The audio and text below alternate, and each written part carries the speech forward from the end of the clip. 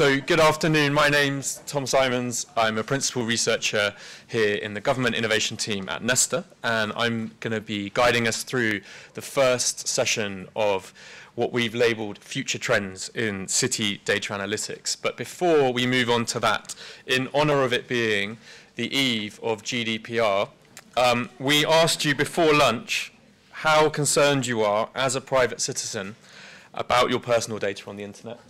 And for added fun and geekery, last week we commissioned Populous to do a survey of the general population, and we asked them exactly the same question. And last week, 75% of people said they were either very concerned or somewhat concerned about their personal data on the internet, which means you are perfectly reflective and representative of the broader population in terms of your levels of paranoia about what's happening to your personal data on the internet. And I promise that is the last I will say about GDPR today. I hope others will follow in my steps. So this morning we heard all about what's currently happening in the world of data and analytics. And this afternoon our focus turns more towards the future. But as William Gibson famously said, the future's already here. It's just not evenly distributed. So this afternoon, we're not going to be making predictions, but instead, we wanted to consider three major technological trends which will shape local government for years to come.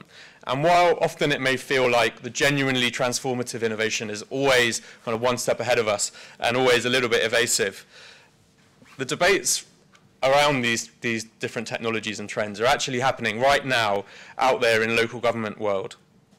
Currently, councils are key players in testing some of the major innovations of today and tomorrow, from drones in Preston and Bradford, smart cities all around the country, predictive analytics, which we heard about this morning, from Essex through to Manchester, and artificial intelligence, which we'll hear about later on in places like Harrow and Aylesbury Vale.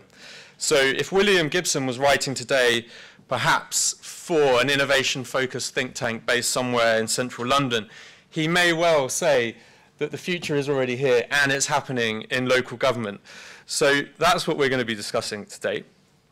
And the good thing is, because it's happening, we can consider these trends through the lens of what is currently already happening out there at the edges of kind of leading edge of local government innovation. And this is where some of the most vital debates are happening in public policy at the moment. And if this morning gave us a glimpse of the great power of data, I thought it would be useful perhaps to turn to philosophy to think about how we move forward to the next stage. So I thought I would just bring you a quote from my favourite philosopher, the Spider-Man, who said, "With great power comes great responsibility." And as this morning with data, we have seen that we can do great things, but we also have the potential to do great harm. And so the context for all of these discussions that we'll have this afternoon is pretty much the same. We know there's this great opportunity to deliver better public services, better outcomes for citizens, hopefully for less money. But we also know that they bring with them an important set of technical, political, moral, and ethical decisions around how we do so.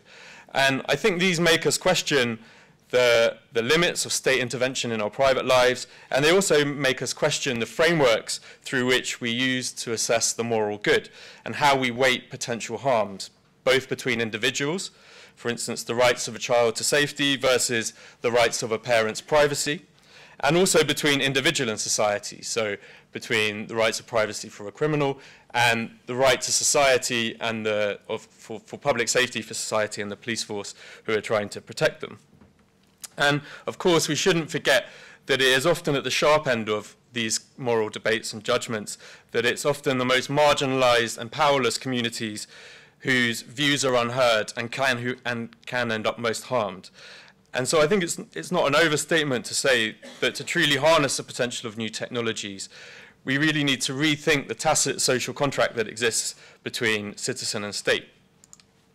So what are the three trends we're going to be discussing today? Well, firstly, we're going to be talking about predictive, sorry, we're not actually, this is not in order of how the session is going to go, but this is out of the slide. Firstly, predictive analytics and their use in informing decision-making in public services. Secondly, the emergence of artificial intelligence and their use in service delivery. And thirdly, smart cities and ubiquitous data collection in public spaces. So algorithms are by no means new, but it's only really recently that we've begun to properly consider their potential to inform decision-making in public services. A huge amount of running a city, running a public service, is about decision-making, whether you're the chief executive making big policy decisions or whether you're a social worker working on the front line with vulnerable children. And good decision-making in such complex systems is a careful balance between the experiential knowledge and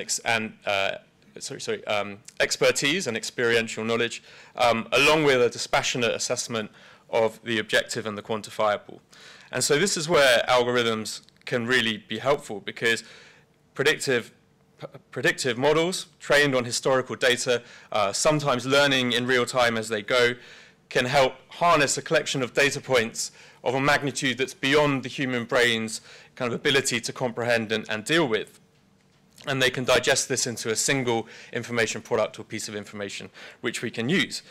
But, and this is no secret, we also know that technology is not neutral, and neither is the data that technology collects and that we collect.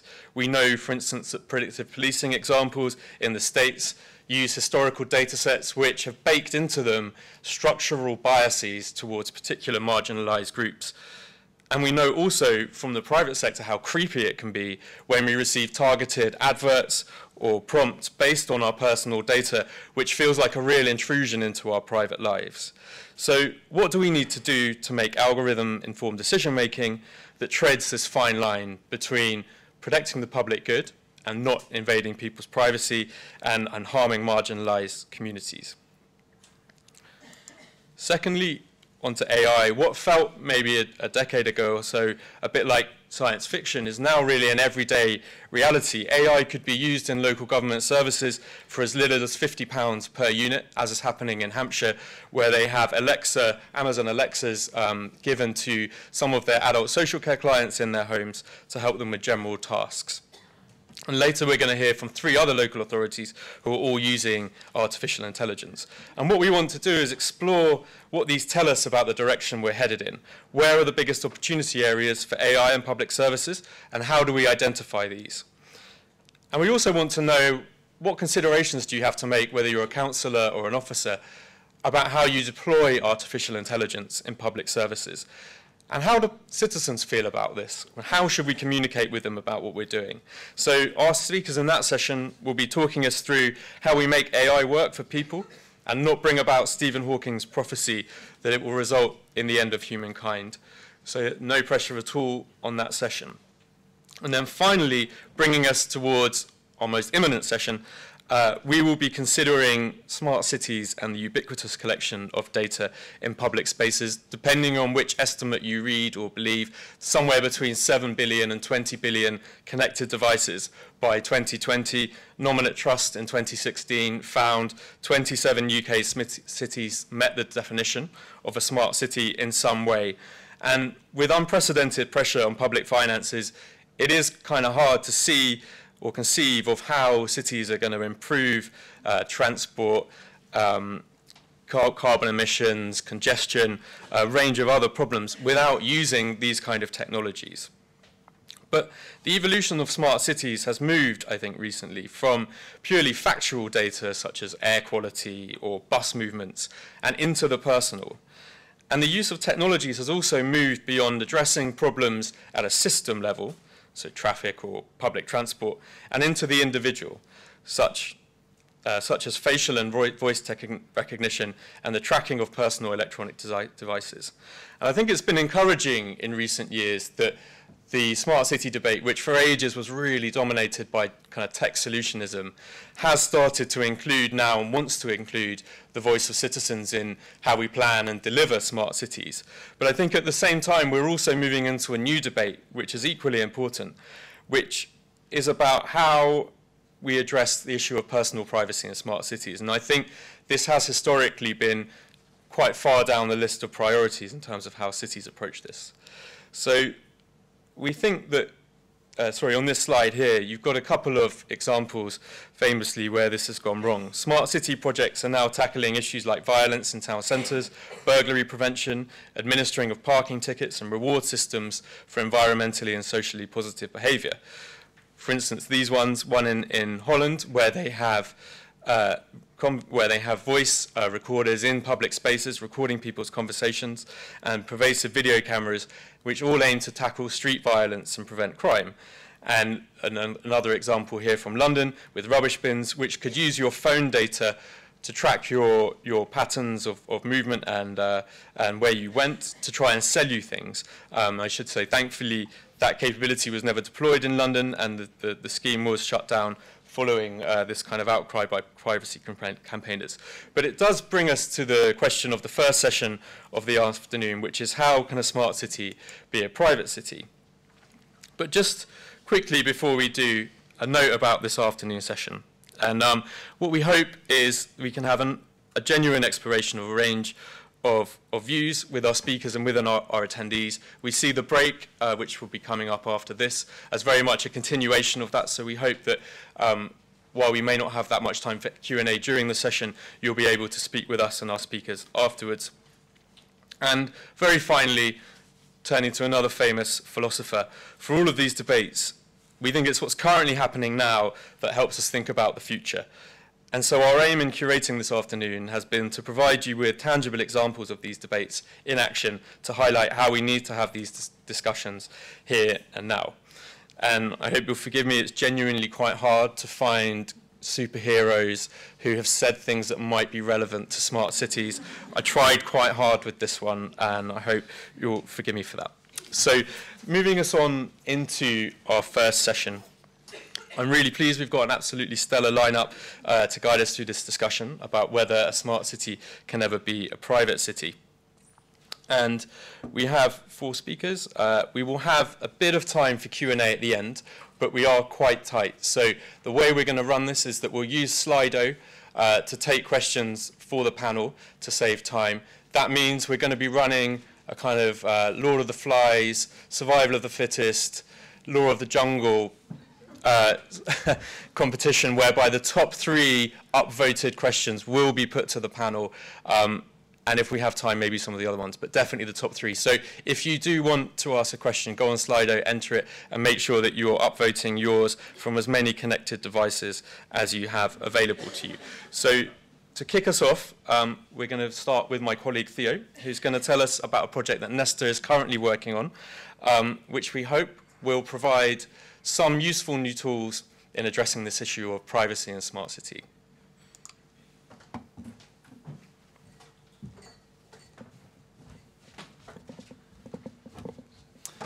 Hi, everyone.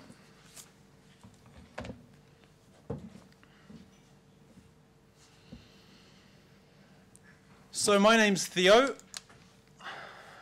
and I work at Nesta in the Government Innovation team. And I'm here to tell you today about a project that we're working on called Decode, which stands for Decentralized Citizen-Owned Data Ecosystem. And it's a European Commission-funded project that aims to give people more control over how they manage and share their personal data online. And it's made up of 14 project partners, including 2 city councils, where we aim to deploy and test the tools. And the idea for the project is that during the last few years, the internet economy has mainly built on a model of mining, aggregating, and commercializing personal data, often in ways which we don't know very much about, that are invisible to us, the end users. And as recent events have shown, this is creating significant power imbalances in our societies, because those who have access to large volumes of information about us can use it to leverage new forms of social and political control. For Decode, we're working specifically with city governments. But this is definitely something that affects them too, because we hear a lot now about smart cities and data-driven cities. But many of these are predicated on the notion of collecting lots of personal data in public spaces. And very few have found ways to introduce proper consent mechanisms for this kind of processing. So Decode is working with Amsterdam and Barcelona city councils to try and create a practical alternative. And I'll start by describing what the technology actually is before talking a bit about how we're going to try and deploy it. So in summary, we want to develop a set of open source software tools which anyone can integrate into their digital application or service that allow people to flexibly decide, and that's a really important word because it implies that you can give and take back permission, flexibly decide who to share your data with, under which rules, when, and for what purpose. And to do this, under the hood, we use something called attribute-based credentials.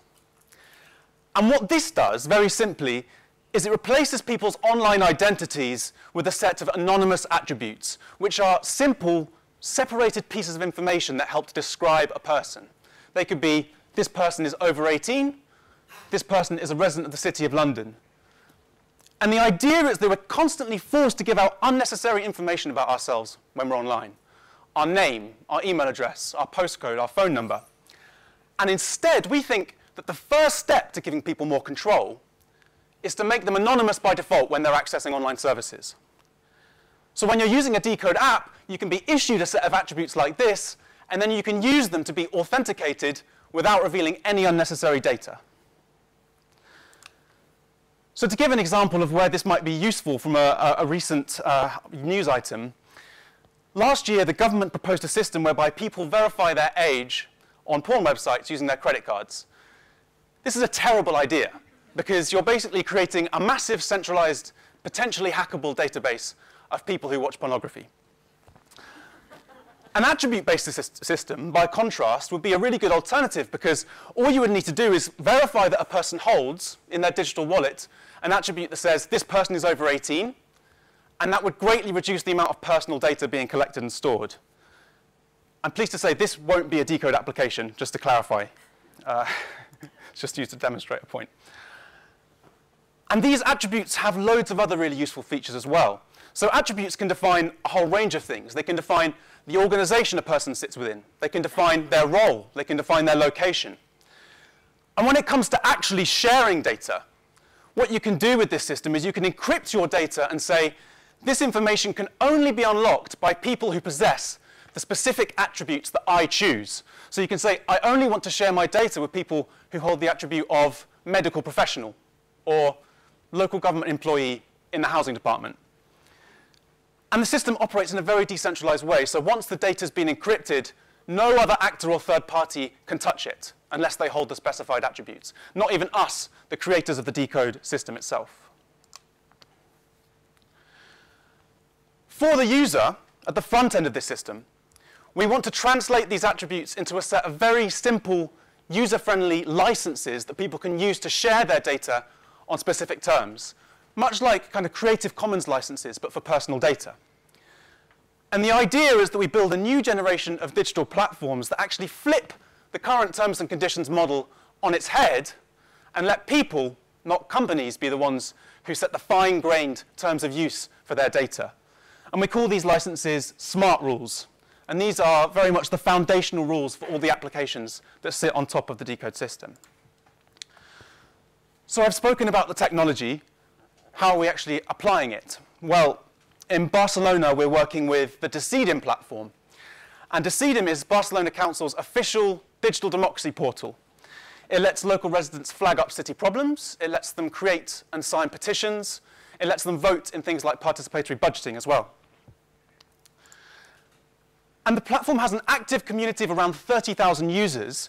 But the problem is that many people are concerned that sharing their views on the platform will expose their political affiliations to the council and to future council administrations as well. So Decode will allow users to verify themselves on the platform simply by revealing an attribute that says this person is a resident of the city of Barcelona. And this means that voting on the platform can be counted, it can be validated, so petitions can be legitimate, but any political beliefs or participation data shared on the platform remains anonymous. We also have a pilot with a project called Making Sense, who provide local people with cheap, open hardware sensors, and then they work with those people to gather evidence on problems that affect their neighborhoods. And this is usually around things like environmental pollution or noise pollution. And for this pilot, what Decode's going to do is it's going to create some very simple tools that allow people to collect and visualize sensor data from within their neighborhoods. And they can also aggregate other sources of data. So that could be their healthcare data or administrative open data on these dashboards. And from these tools, users will also be able to set specific permissions about who is able to see their data, for how long, and for what purpose, using Decode. I think it's also really important to mention that this is anchored around a lot of offline activity as well. This includes workshops with local residents. It includes a carefully designed onboarding procedure, which basically guides people through the use of the technology, and physical meetings between the council and the affected neighborhoods to deliberate the issues and eventually decide on a response. So although Decode is a technology project, it's really important here not to see the technology as an end in itself. Decode is actually one small part of a much broader vision to ultimately change how local politics works, to be more responsive and to be more participatory. And that's basically the alternative version of the smart city that we're trying to create. Thank you. Thank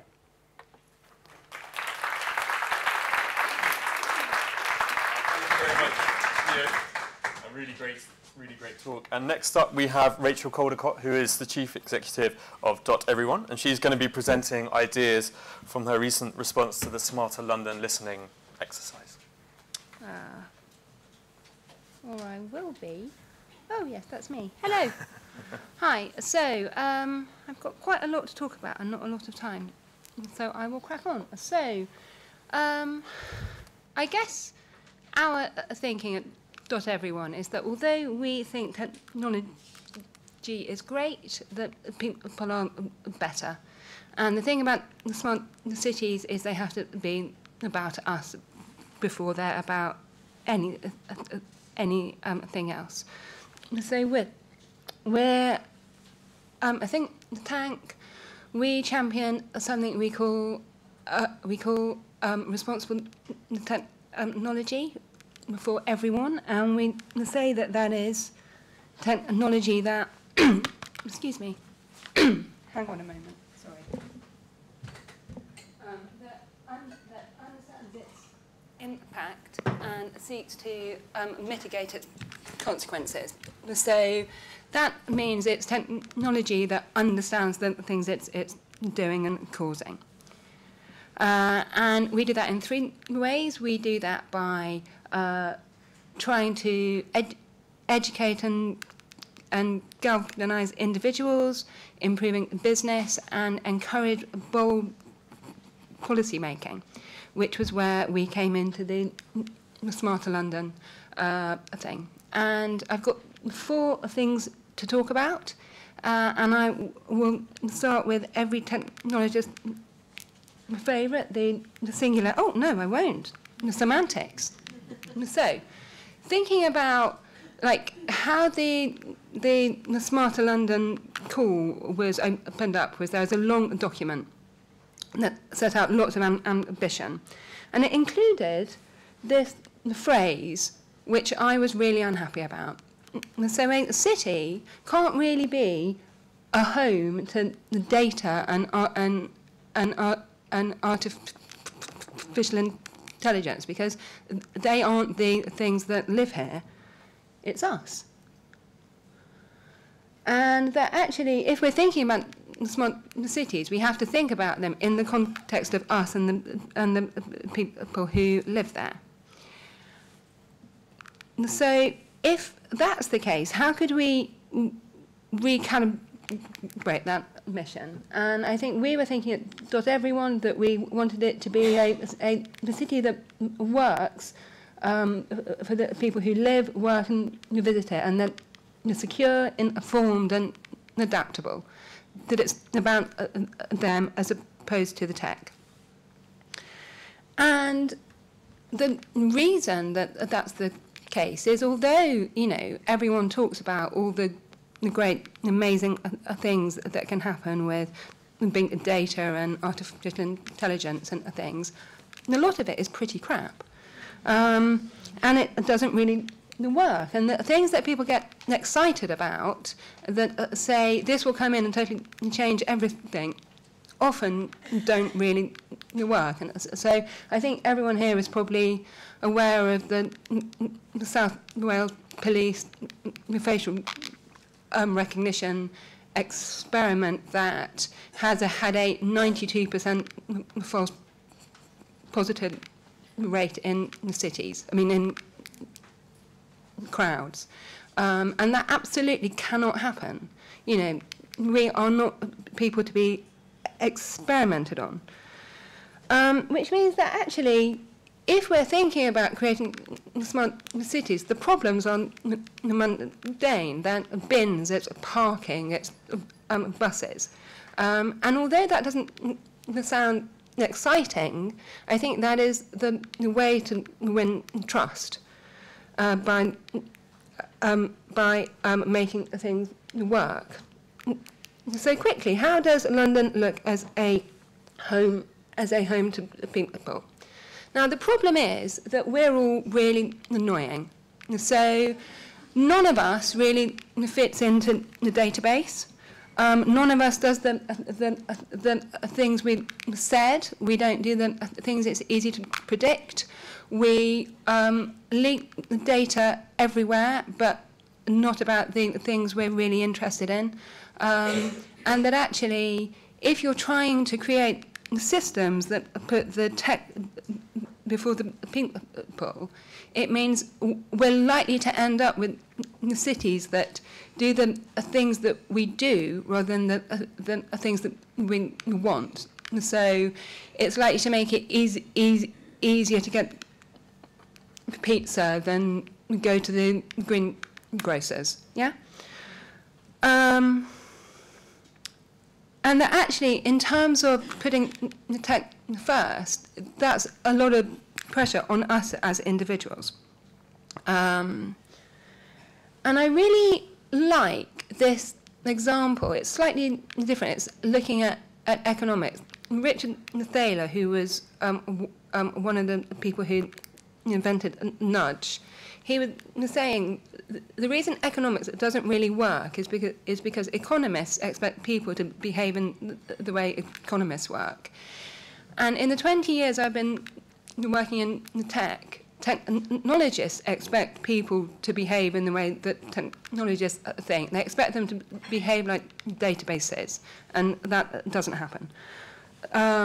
So what could it look like? And I've been really interested in Richard Sennett's book that came out earlier this year, and he makes a distinction between the idea of the built-in environment of the city and the consciousness. So there's the things the planners are intending and the things that actually happen. And the magic of the city is in the interplay between those. And I think that's a really important thing to think about in a smart city. And the other thing is consent. Oh, I have to. I will hurry up because I've got 2 minutes left. So consent, I think, changes. So as the woman, I'm happy to give away all kinds of data to get home safely at midnight that I'm not happy to give away at 8 a.m. And that actually I ought to be allowed to vary and change over time. Right, I will just really speed through my last couple of slides. And so lastly, who creates the data? I think it's really important to remember that not everyone is a data creator, and that the smart city is mediated often through consumer tech. Everyone here, I assume, probably knows about the City Mapper bus, which is both great and awful all at once. It's really innovative, it's really interesting, it happened really quickly, but it's based on the data of people who use an app. It isn't based on the habits of people who have lived in Hackney for 30 years. It isn't based on the data of people who don't have data on the phones. And it's really problematic to think about the smart city as existing only for those people. And lastly, it's just important to remember that maybe everyone here has a lovely phone that has loads of data on it, but actually, as a citizen, you're likely to be hopping off Wi-Fi to Wi-Fi on an unsecured phone, and those people have to be looked after too. And I will just leave you with a last thought, which is, what if we stop measuring? How could it change? Is it possible to make a smart city that isn't based on measuring at all? Thank you.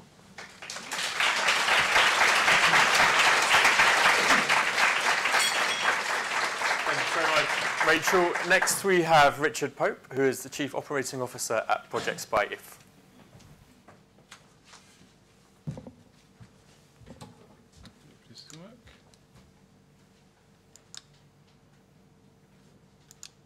One more.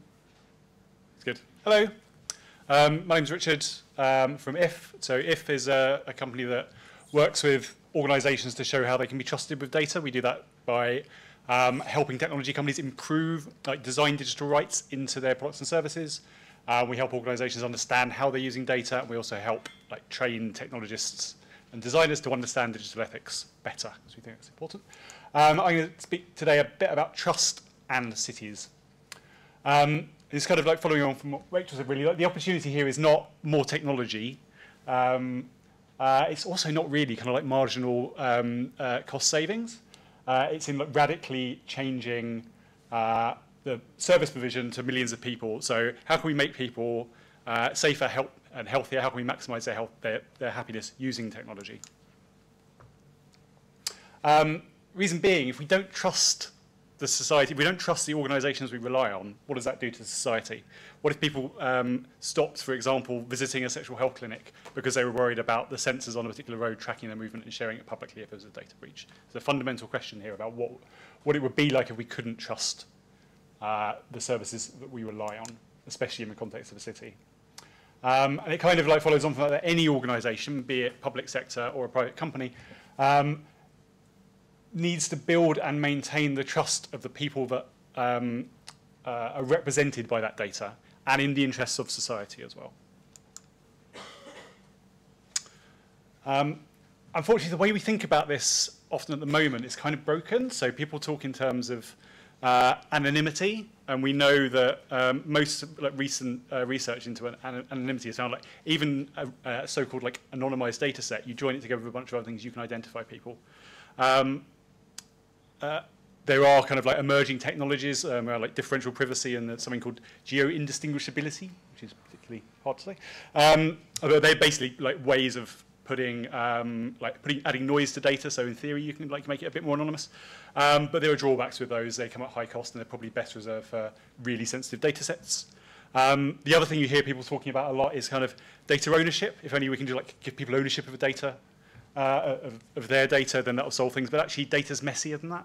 Most data is about multiple people. What you think of a phone record, for example, is about people at either end of the phone call. Medical records might be about entire family. So I'd urge you, if you get people coming and trying to sell you technology that's promising anonymity or promising data ownership, ask some very searching questions. Actually, the questions we should be asking are less about what's the technical solution or what's the kind of mathematical solution to these things. We should be thinking about how we design trust into our services. How do we design privacy, legibility, accountability into public services, public spaces, and our institutions? To put it another way, what should the social contract be in a world of more data, where there's more data held about more people held for longer and in more detail? A few things. So. there's a few examples here from some work we've been doing at IF, and some kind of general themes that have emerged from our work over the last couple of years. The first one is around just understanding, designing systems that can be understood as far as possible, showing the seams, showing where data is moving between one place and another.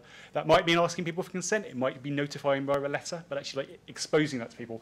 There's a real risk if we don't do that, we get unintended consequences. If you think what's been happening around data sharing between the Home Office and the NHS, essentially that's government prioritising immigration over risk of pandemics.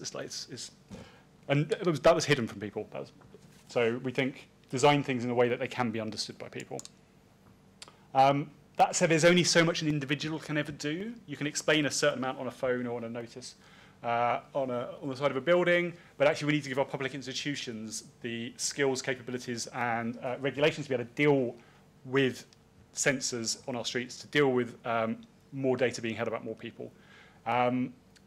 If you look at how planning applications are being dealt with for sensors on our streets at the moment, they're basically being treated in the same way as a phone box would be, as though it's just a dumb thing that you put on a street and then it doesn't change. When actually, the sensors can be upgraded, the software can be upgraded, and the communities that those devices are being placed in don't have the same kind of say that they do over, say, a pub opening and changing its hours.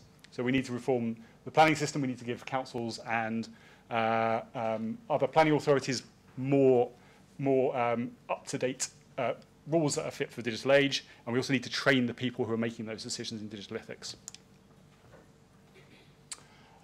We also need to think about some new digital infrastructure. So does anyone know all the sensors that are deployed around London? Have we got a list? Do we know which ones might have a vulnerability? We probably need a register of types of sensor. We probably need a register of where they've been deployed.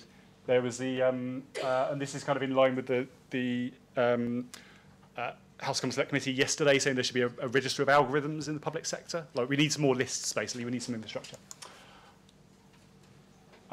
We also need to make people part of the process. So planning system, if someone's going to build a house next door to you, you get a planning notice. What should you get if the council's going to start using mobile phone location data, for example, to understand footfall through a town? This is a project we did with the ODI, actually looking at some of these issues. And also, how do we give people clear opt-out as well? How can you give people genuine amounts of time and a genuine choice to be able to opt out of data collection? It may well be as much as putting signs on the streets, or sending people notifications, or engaging with community groups to explain to them what data collection in their city means. Because ultimately, a digital city needs to be inclusive and democratic, and designed to make people's lives better. In the same way we've always done with the design of our local authorities. Digital is not some special magic separate thing. We need to always be thinking about how can we make it accountable, how can we make it understandable to the communities that it's there to serve. Thank you.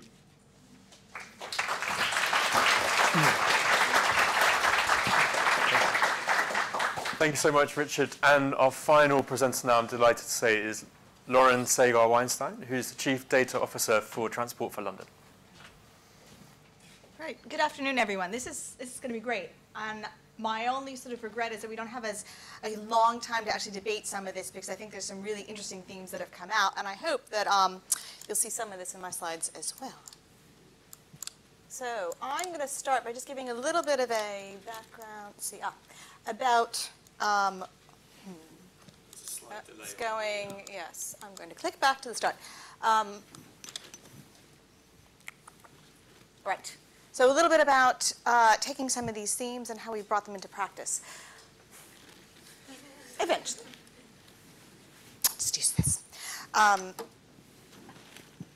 So I want to talk about how do we take some of these themes about creating a city that works for people, and how we've gone on our data journey, and how we sort of think about why we're here, and how we then think about technology for this. And so the first part about this is that I have up here sort of some of the services that we run. But more than just thinking about ourselves as providing sort of transport services, running buses, the tube network, the roads, and the traffic signals, for us, there was a fundamental sort of change in the way we were thinking about the services we were providing. And this is really moving away from a how are we running a piece of infrastructure to how are we sort of acting as a provider to connect London? What's our core purpose? And that was an internal and external sort of language that we started to sort of change. So yes, of course, we need to measure things like kilometers that we're running and services and frequencies, but we can't stop there. It's got to be sort of to what purpose?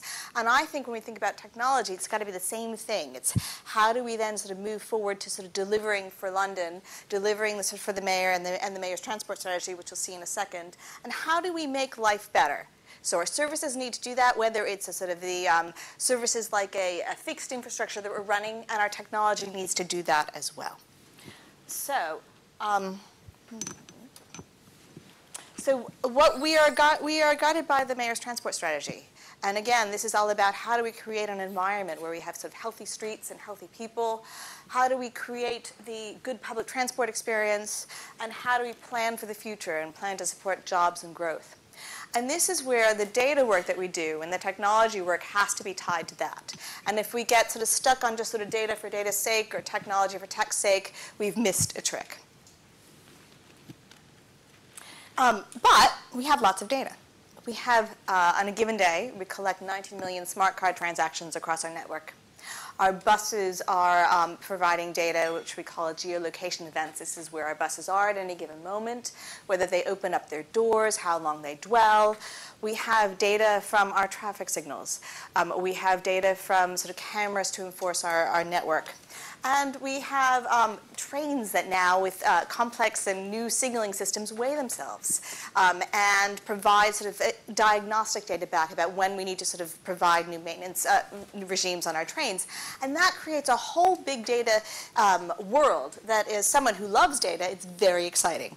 But again, data itself is not enough. We have to do something and make it useful, and it has to work for people. We have to actually think about what are we getting out of this data, how do we transform it, not from sort of tables and databases and rows and columns into sort of tools that help us run a better system and give services back to our customers. And then when we do that, it's fundamental that we are protecting the privacy of our customers. And this comes back to the discussions that we've heard before. This is about trust, and we have to maintain the trust of our customers because that's it's fundamental to what we do. So just briefly, we think very carefully about this, and we design how we are creating a sort of privacy at the start in terms of what we're thinking about with technology. And so we we have what we call a transparent and layered approach. We talk and we're transparent about what we're doing and the data that we're collecting and why. We have a very sort of positive working relationship with our privacy and data protection team. And actually, from a pragmatic, how do you build that trust, and how do you sort of take the sort of the principles of designing a system that works? In our case, it's actually having a very close working relationship with a sort of a semi-independence in terms of we're all in the same organization. But I liaise very closely with our general counsel teams, whose job it is to ask me those questions and to grill. If we say we want to do a data analysis, what does that mean? How do we protect our customers? How have we thought about and articulated very clearly publicly about what we're doing and why? And then and the other thing that we do is we do research, and we work closely with academic institutions, and we work with them very closely because we see that there's some real benefits of providing services using data. But when we have sensitive data, we work very closely with them so they protect the data as well with non-disclosure agreements and the like.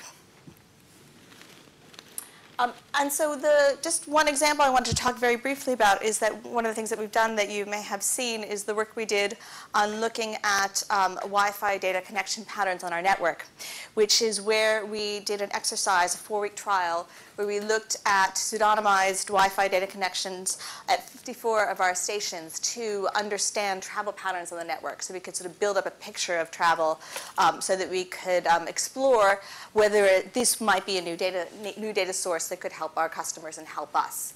And the thing about this is how did we approach this? And it was really the preparation we did. It was talking to our customers and at the very outset getting an understanding of how we could communicate clearly about what we wanted to do and why, and being very transparent. So saying we have these questions that today we can't answer with traditional data sources. You could hand out paper surveys, and of course we do, but that's not a very effective or efficient way of sort of understanding sort of travel on our network. And we said, here's why we want to sort of do this exercise. And we said, this is a test to see, would this data help us manage our stations better? Would it help us give information back to our customers that we could use for the future? Could it help us plan a better service? And could we sort of understand the sort of overall footfall volumes and patterns so that when we look to sort of generate revenue through posters and retail sites, could that help us?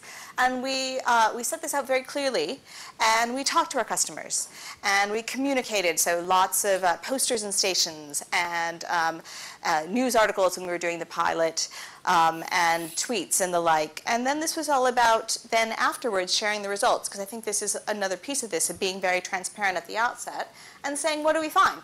And we were open. We said, we don't know whether we'll be able to sort of answer these questions, and that's why we're doing the pilot. And so what we found is by having that sort of transparency and that trust, we were able to provide some very useful sort of insights that we think are able to help us plan and run our network better and provide better customer services by understanding sort of travel patterns. And what we found is that because we were open and transparent about it, the approach to this was well received. So not only was the analysis clever, and we're very proud of the analysis that we did, the approach to how we talked about what we were doing and why was crucial and fundamental. So I just wanted to leave that there, and perhaps we can talk some more about that in the Q&A. Okay. Thanks very much. Thank you to all our speakers. I'd like to invite them up to the stage now because we do have a short amount of time for our highly democratic question and answer session using new digital technology, Slido. This is going to test my eyesight. Thanks so much, guys. I think that was a really, really interesting set of presentations, and I think a number of quite common themes coming through there for me around the lens through which we're thinking about cities and whether we're assuming technology has human characteristics and forgetting the humans, and maybe we should be kind of inverting that through to the kind of semantics, through to the engagement with people. And I think some really, really interesting ideas about how we can approach smart cities in a better way. And I think, Theo, perhaps a challenge for you around hawking your technology to own data. Just kidding. But I think if we maybe just take the 3 questions that we received on Slido, which is I think all we've got time for. The top 3 were, number 1, is data privacy doomed given that we can't meaningfully opt out of a smart city? I think is perhaps one for Theo and Richard in particular. With Decode, who holds the data that is used to verify an attribute, e.g. the resident's age? And finally, is privacy paranoia making, God, this is difficult, I really need my glasses, making us lose trust in one another? In the real world, my experience is people can almost always be trusted. Are we losing our perspective? So as they're the top 3, and I think maybe if we come to the panel and you can address any or all of those questions, perhaps beginning with Lauren. Well, I'll address the first one about is data privacy doomed? And I think this is where we have to be mindful about what data we're collecting and why. And I think this is where if we have the obligation as either as public entities and as citizens to sort of say, understand what we're collecting and why we need it. There is data that you do need for certain purposes, but there are always sort of questions, and sometimes you don't need as much data as you do. And I think it really comes down to being very precise about it. And I think if you can do that, and I think if we work to say that actually we want to build this trust and this privacy in at the design level, we will be able to have that level of privacy. Mm-hmm. And is that something, are you thinking about that at the moment in terms of how you change your approaches, or do you feel that's already catered for in the way that TfL collects? I mean, we have a heritage of really thinking about this. Yeah. So, we do, for example, if you want to travel on our network and use sort of an Oyster card, or a contactless card, if you don't have to tell us who you are. We have provision for being anonymous, and that's important. Now, if you're going to get a discount fare, we do need to know who you are, because we're giving you a discounted fare. But if you just want to sort of come and use our network, that doesn't require you to actually tell us who you are, and I think that's an important provision. Thanks. And Richard, do you have any reflections on any of those three questions? I mean, I think if we just rely on opt-out as a way of managing privacy, yeah, maybe we are doomed. Yeah.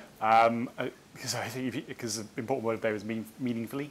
I think actually, like the tube Wi-Fi, it wasn't really possible to meaningfully opt out of that. I didn't feel like it as. If you set up your phone, but we didn't know who you were, right? Yeah. So then there's a tension. If we, because you look back, and because I'll take issue with that. If you look back at your slide that said text this number to opt out, then we have a record of you opting out. Whereas we just said, if you don't want to participate, we totally understand. Turn off your phone. Now, there are ways that we could be clear about it, and it's certainly one of the learnings is how do you do that, so that people do know. But I would challenge that. but I think so. Maybe the thing to look at is that how can we have like organisations that help people manage those choices effectively? Because actually, it is we struggle to manage the number of settings on our phone, let alone all the settings around the city as well. So like, who can help us do these things, and also like, where can we use opt-in if we're trying to just get an idea of how people are moving around the city? What's the smallest amount of data you need to collect to be able to do that? Yeah. Who has oversight of that data? Who's looking after it on behalf of people? Who's setting the rules around when it gets deleted? Yeah. I think if some of those things were maybe more like surface to people a bit more, then maybe we'd be less concerned. Thanks, Richard. And reflections, Rachel? Yeah, I guess I've got two things. The first is I would really like to see some completely different imaginative work around consent, so that you as an individual have a little bit of friction and are opting in. It isn't about opting out, and I think that that's going to be really important. And as to whether there's paranoia about privacy, we have just done some research, and what's interesting about it is that people have no idea at all about the amount of data that's collected about them. They don't know their location data available. They don't know the activity of people who are somehow connected to them is passing on that data. They don't know that things that are offered to them are based on past behaviour. And so the thing that I think that's happening in public consciousness, based on research, is that people don't understand the amount of data that's collected and are then really freaked out about the things that happen to them, which means potentially we're coming to a point of mistrust, but we're not there yet, I don't think. Thanks. And Theo, I don't know if you have any reflections. I mean, there is one specifically for Decode. Yeah, just the first one. I would say, building on what Rachel said in her presentation, there's also a thing of just kind of asking, in the first instance, what is data collection actually for? And with Decode, all of the pilots that we're doing, we're making sure, though it's, like I say in my last slide, it's a technology project, we're making sure that all the use cases are kind of grounded in communities and what communities might be able to use technology to help them do. So it's about helping communities to actually have that kind of meaningful consent. And with the second question, which is specifically around Decode, I can speak to anyone afterwards a bit more about this. But for the Barcelona pilot, we actually use a census database, which is held by the council. And so you do require that bit of trust in the council to hold that data. But what they do is they use that data to issue the attribute once. And then once you've been issued that attribute, you can use it in a way that is much more unlinkable and untraceable in the way that when you're using online services. So that very simply is my answer to that question. But I'm happy to talk about it more afterwards. Thanks, Theo. I think we've got around about a minute or 2 minutes left, so I wondered if anyone wants to have any sort of share any final thoughts, perhaps anything you saw in other presentations that you thought were interesting and that you want to take away with you today, or any kind of reflections on what other panelists have spoken about. Maybe Lauren, again, coming to you first of all. I mean, I think this is I think we need to have this conversation. And I think this is about how do you articulate the objectives and the sort of what sort of city you want to design and start from a sort of that proposition first and not be led by the technology. But then I think it's okay, how do you then get, some of this is like very sort of pragmatic, thorny issues, and how do you work through them? And so I think there are a lot of complexities to sort of getting that right, but I think if you start by having these conversations of how do you encourage trust and how do you think about this privacy, it's very helpful. Thanks. Yeah, I think I would agree. It's like, there's lots of really complicated issues in here. We won't get to answering them through like thinking about it at the macro level. We need to be actually trying to solve some of these problems, prototyping like different ways of doing things, trying out to the example of the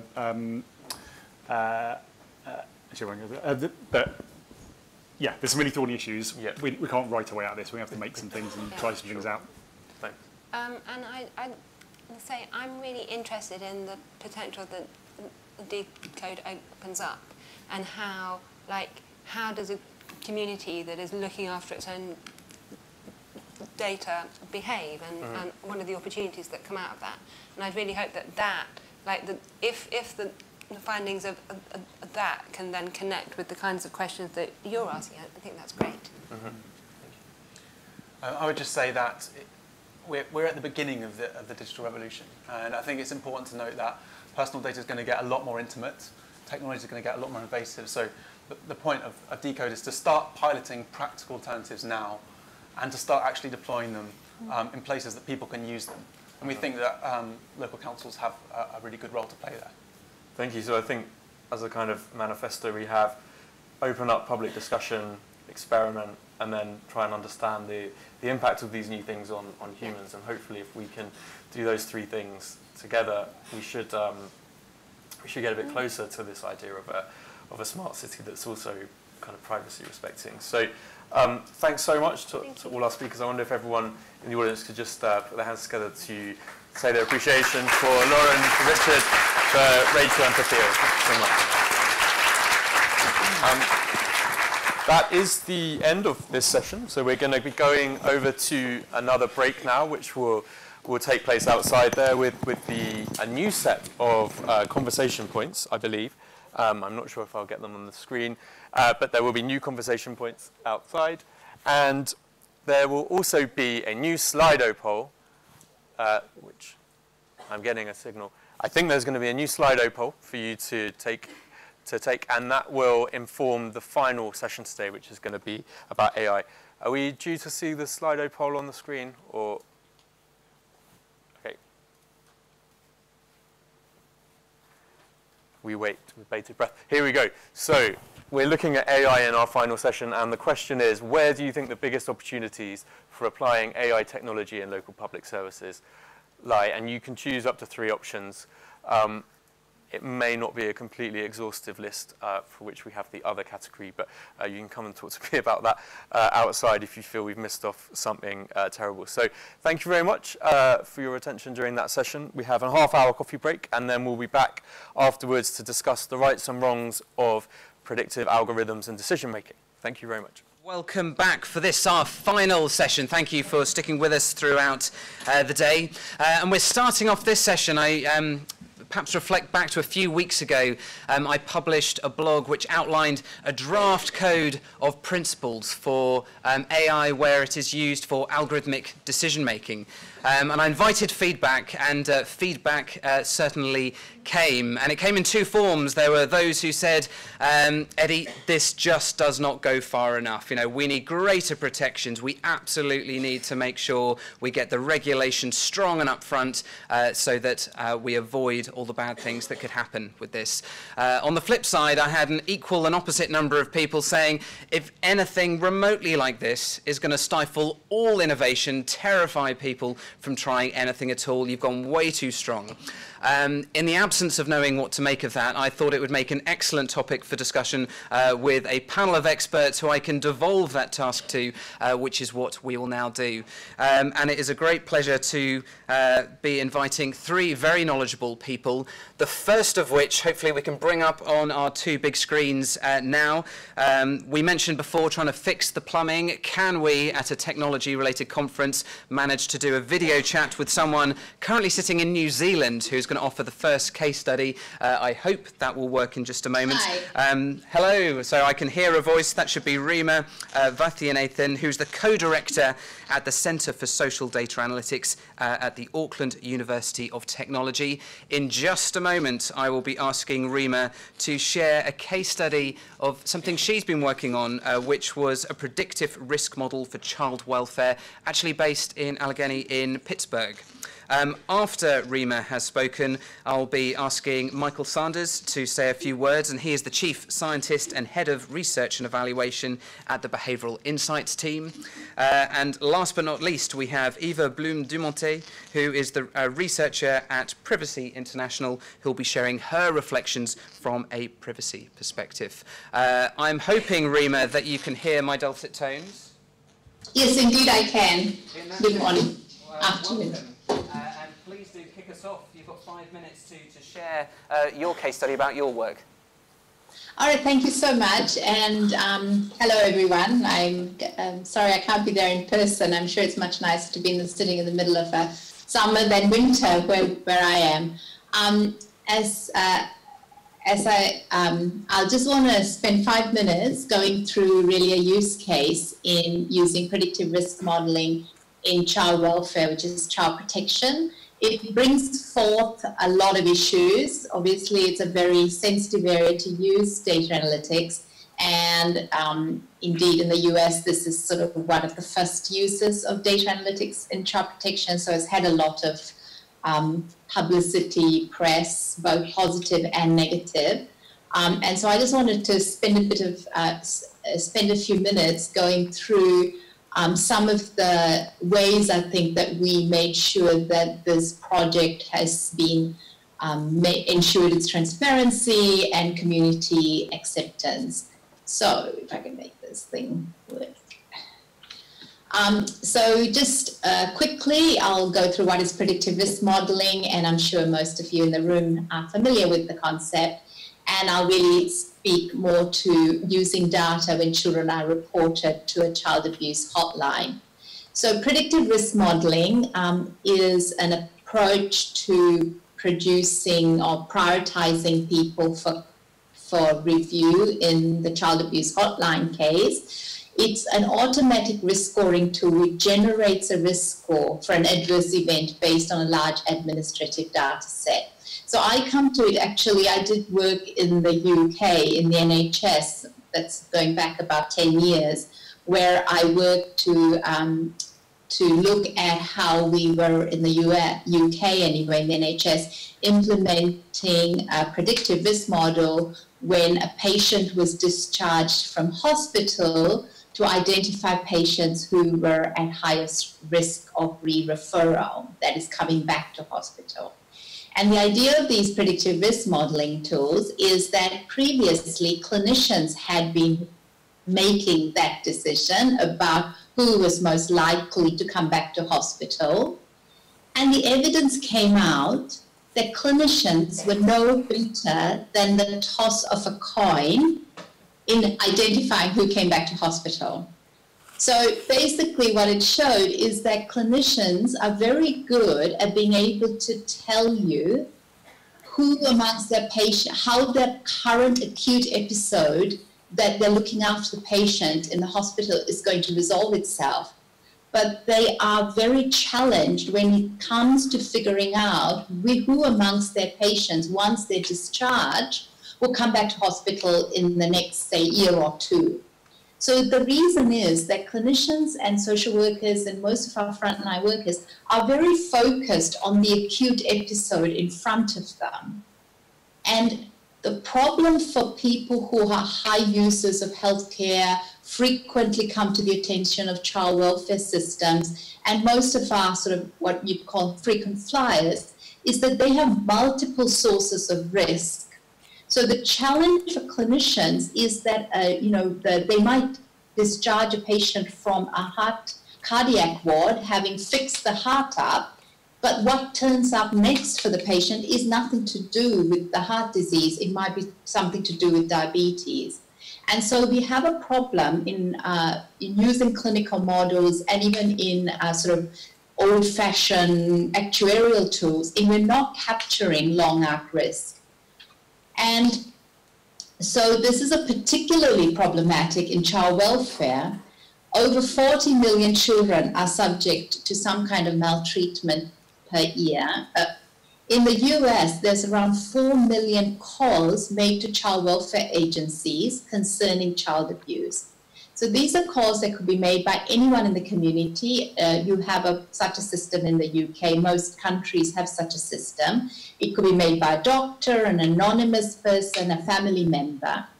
And these calls come in thick and fast. With the recent opioid crisis in the US, they're coming in at even higher rates. And the challenge for our child welfare system is twofold. One is to make sure that they do investigate properly those calls that are of greatest concern. And time again, we find that children end up being critically injured or even killed. And when you go back through their history, you see early signs that there was concern from neighbors and family members and teachers and calls coming in that were ignored. That's one side of the challenge. The other side of the challenge is that we are going out and investigating potentially a lot more calls than we need to, simply because we're trying to find that needle in a haystack. In fact, in the US, more than 1 in 3 children are investigated before they turn 18. 1 in 3 American children before they turn 18 are investigated for child abuse by child welfare services. So this statistic shocks a lot of people.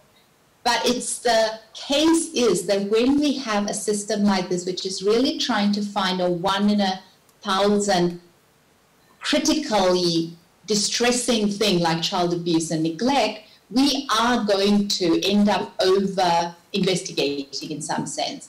And if you think this number is bad, the number among some communities, such as Black and African American children, is 1 in 2 children are investigated.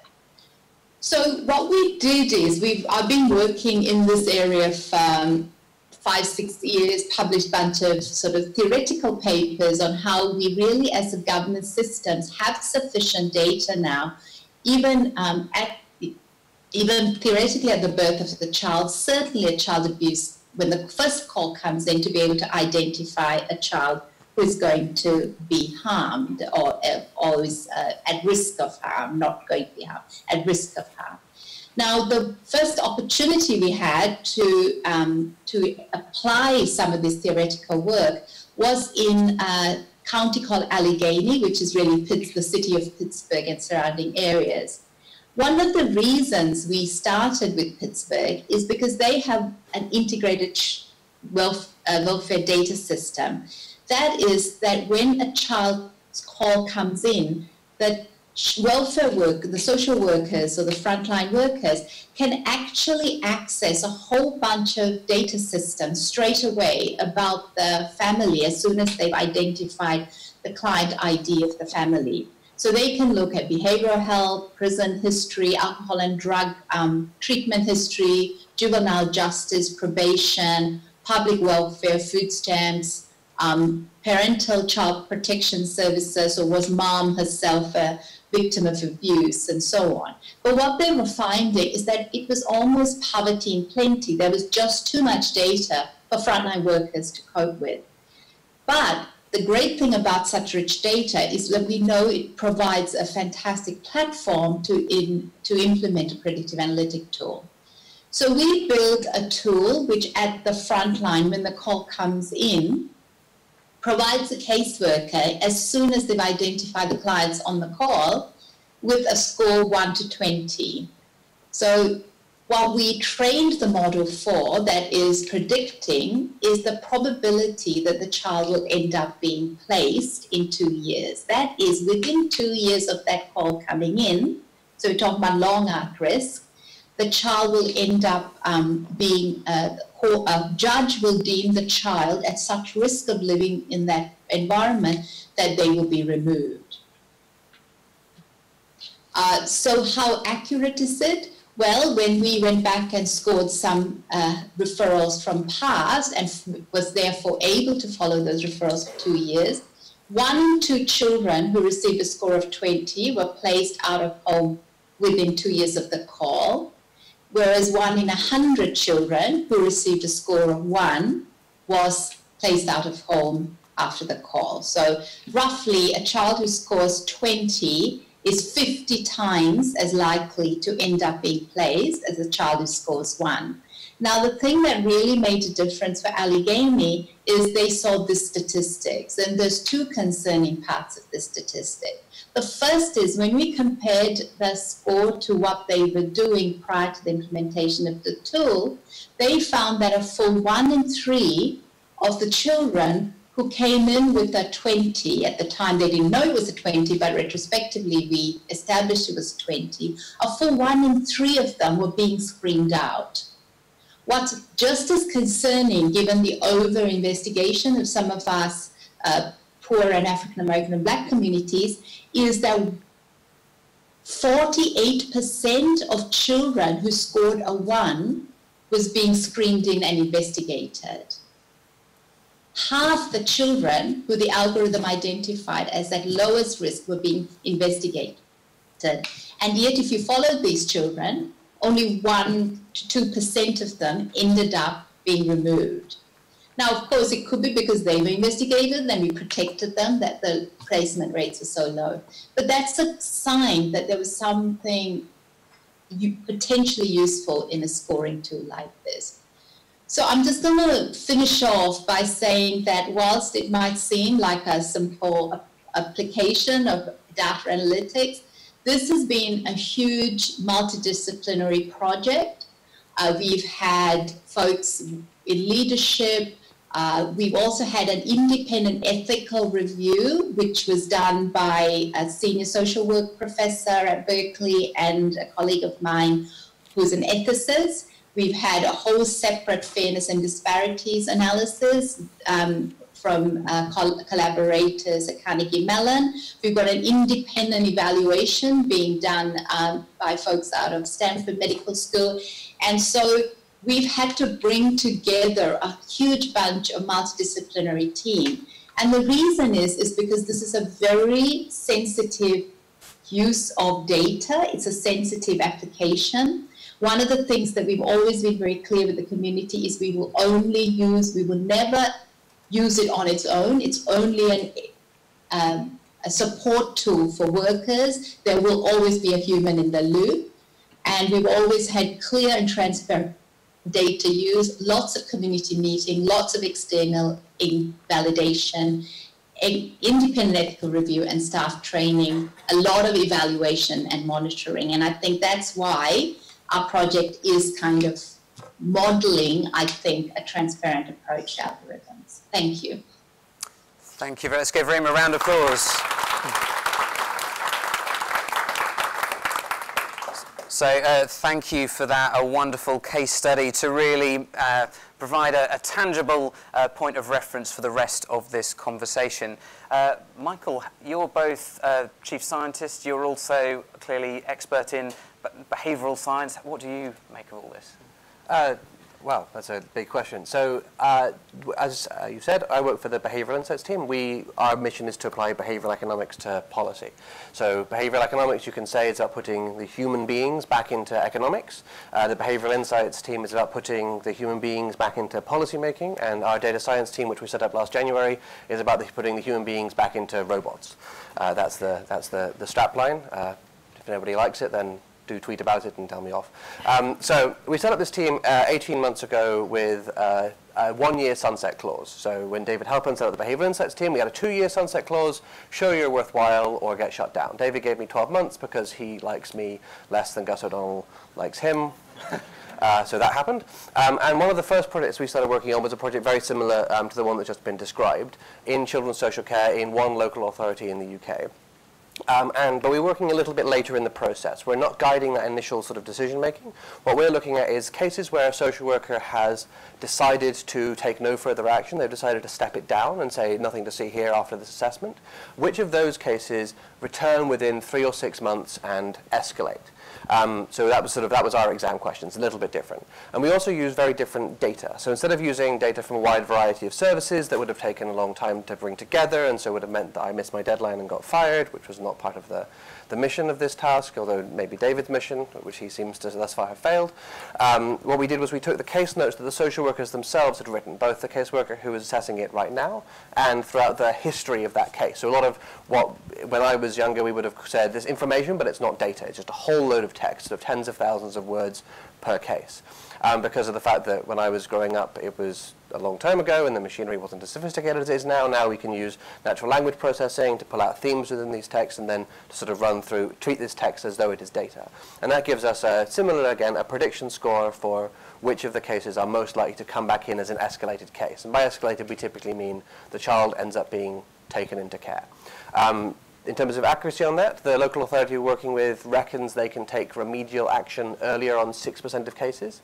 And in that 6% of cases, 9 out of 10 of the cases that we say are the highest 6% of risk, 9 out of 10 of them do come back and escalate. So we've got pretty high level of essentially true positives and a pretty low level of false positives, which is kind of important when you're talking about whether or not you're going to be taking, intervening on young people's lives and the lives of their families. So having built this predictive model, what we're now in the process of doing is trying to do a very similar thing and build a tool which allows local authorities to put it into use. Where we think the behavioral science angle is sort of really very important is the way in which social workers are going to interact with it.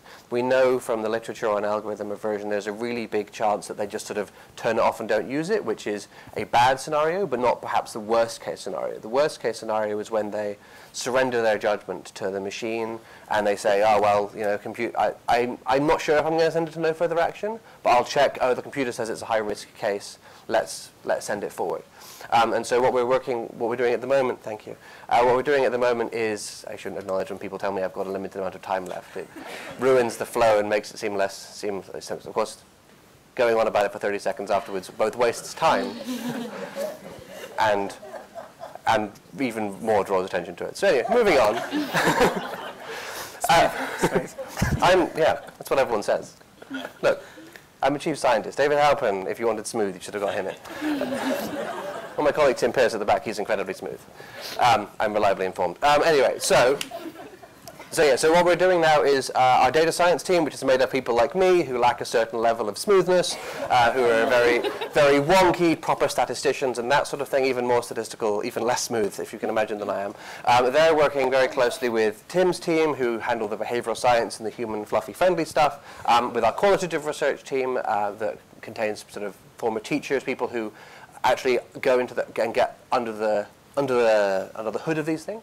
And what that allows us to do is to build a tool that, as I say, is putting the human beings back into the robots. So we're not just going to be giving people a risk score saying, warning, warning, danger, Will Robinson. If there are any social workers called Will Robinson, it'll say whatever their name is, if that comes up. But what it's actually going to be doing is, based on those topic models that pull out from the text, from what you've written and what previous social workers have written, what is the what are the areas that we think are the most high risk. We can code those so that it says to social worker, not just this is a high risk case, but these are the areas. So alcohol dependency, disguised compliance. These are the things in the words of yourself and other social workers that you've identified as being high risk, and this suggests maybe what you could do about it. One of the other things we find in our data work is, and this probably should be a surprise to nobody, although for those of us who are slightly longer in the tooth is good news, more experienced social workers are better at social working than less experienced social workers typically. Not true of data scientists, sadly, but in social work it is the case. And what that means is we can take these cases that we've identified as being high risk, we can create anonymized exemplar cases. We can show them to experienced social workers and say, what would you do in this kind of situation? And then what we can do is we can train the tool, we can train the machine to feed that back to people, so that inexperienced social workers can be shadowboxing not just with the machines, they can be learning from more experienced social workers who can't be everywhere all at once. So that's sort of where we are. We think in order to make data science and AI and machine learning work really well for social care, we're going to need to completely integrate the people back into the machines on this.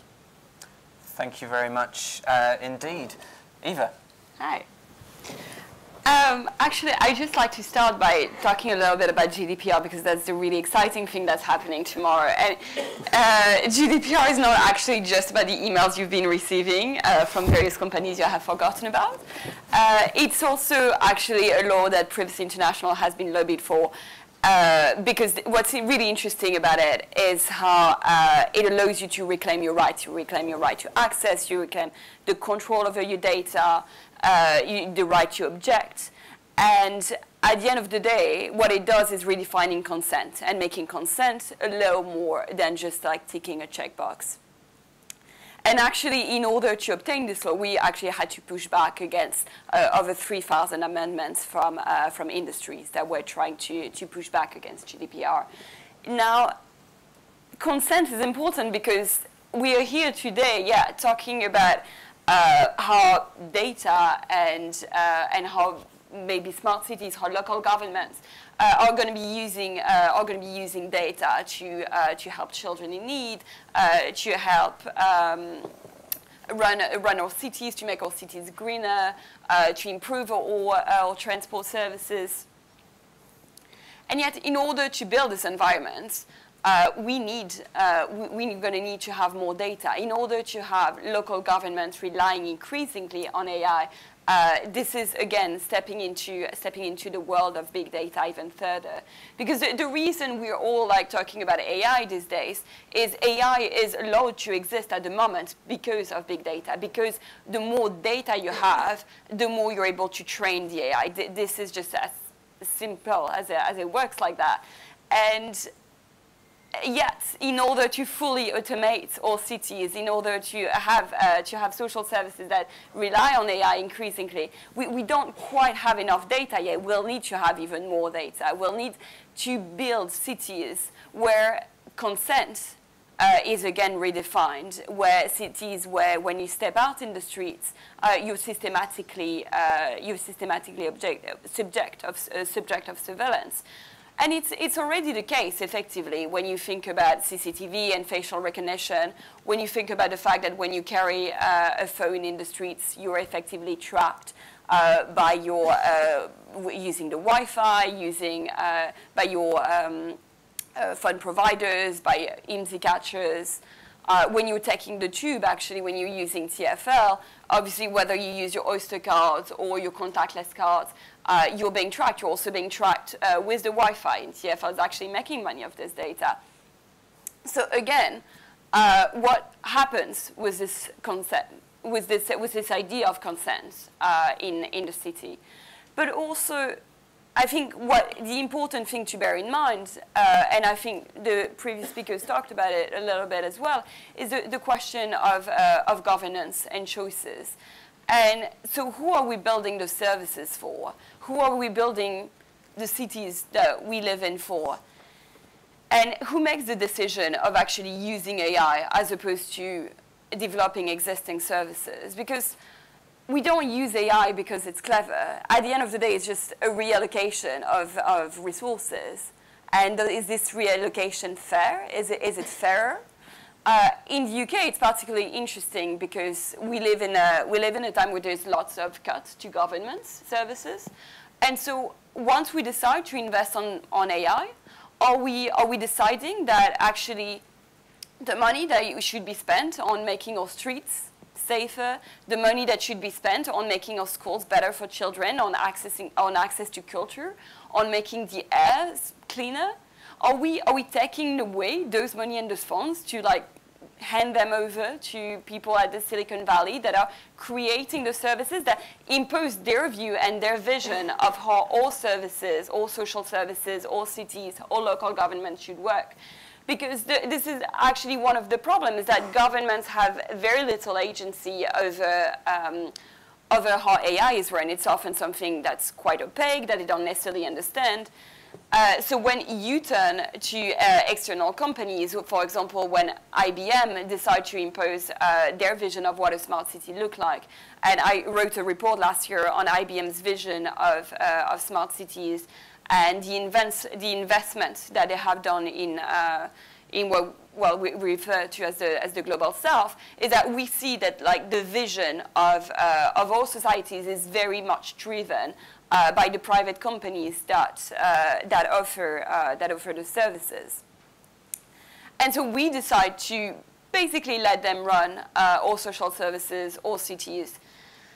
And effectively, this is what we've done with Facebook by deciding that we were going to use Facebook, for example. We've decided that we handed over all private life or social networks or connection with our friends and our family. We trusted Facebook with this. And what was the consequences of that? The consequence was Cambridge Analytica.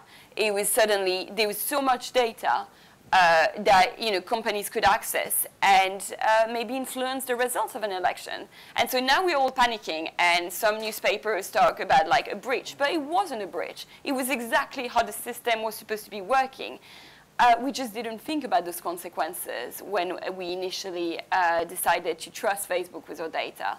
So again, I think this is why I'm hoping in the rest of this discussion we can go further into the details of what are the risks of AI? What are the risks of trusting computers with making decisions on behalf of humans or helping humans making decisions? Because the spoiler I can give already is that computers are as biased as we are. Thank you very much for those comments. We're going to unpick some of that, but let me start with you. And I think the best way to do this is if I pose a specific question each. And to you, Eva. Let's roll this back to the most basic. Algorithms are nothing new. My thermostat at home is an algorithm based on time and temperature. Public sector officials have used basic software to inform their decisions for decades. What is it that's provoking such strong reactions for and against now? Is it the consequences of what can be done? Is it the scale of the data? Is it our lack of familiarity with the inner workings of these new algorithmic black boxes? Is it categorically different? What causes this? Well, yeah, and I think there's like three aspects to that. So first of all, yeah, one thing is algorithm, and an algorithm is literally just an order. It's telling a machine to follow an order X. What is more concerning with AI is this idea that instead of telling a computer, you follow this order, you tell a computer, teach yourself how to obtain such results.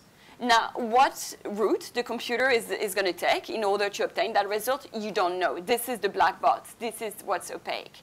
Now, so that's obviously a concern, because when you don't know what is the reasoning behind the decision you make, and you decide to follow that decision, well, you're essentially blindfolded into following the decision of a machine.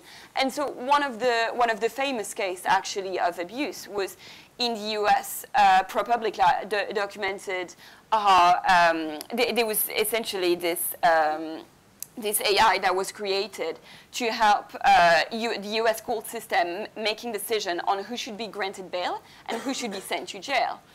And it turns out that the simplest way the AI had figured this out was that people of color should be sent to jail while white people should be let out. This is not because the machine wasn't programmed this way. This is not at all how it was programmed. This is not at all how it was supposed to be working.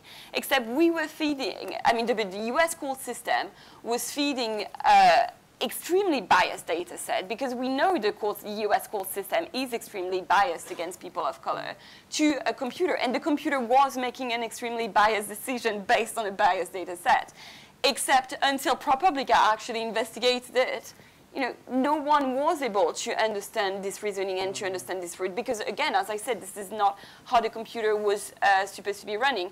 And obviously the last concern is how, what I originally mentioned, is again, in order to have AI, in order for computers to be able to train themselves to make decisions, you will need even more data than you already have. You will need more sensors. And is this the world we really want to be stepping in? Really good points, and I guess what I'm thinking there is you mentioned there's historic biases that can be preserved in the data, but Michael, you are well aware that all those previous biases were human-based, presumably, and we know, I think, from your own studies and other organisations operating in a similar field, in the judicial system, if you make, judges making decisions before lunch or on a Friday afternoon make less good decisions than first thing on a Monday, or are we holding algorithms to a higher account than we'd ever expect of a human being? And is that okay? Yeah, so that study doesn't replicate, sadly. Sorry, I have to say that whenever that happens. Yeah, no, so it's certainly the case that human beings are fallible, and it's certainly the case that if I train a machine based on what human beings have done so far, it will pick up a lot of that fallibility.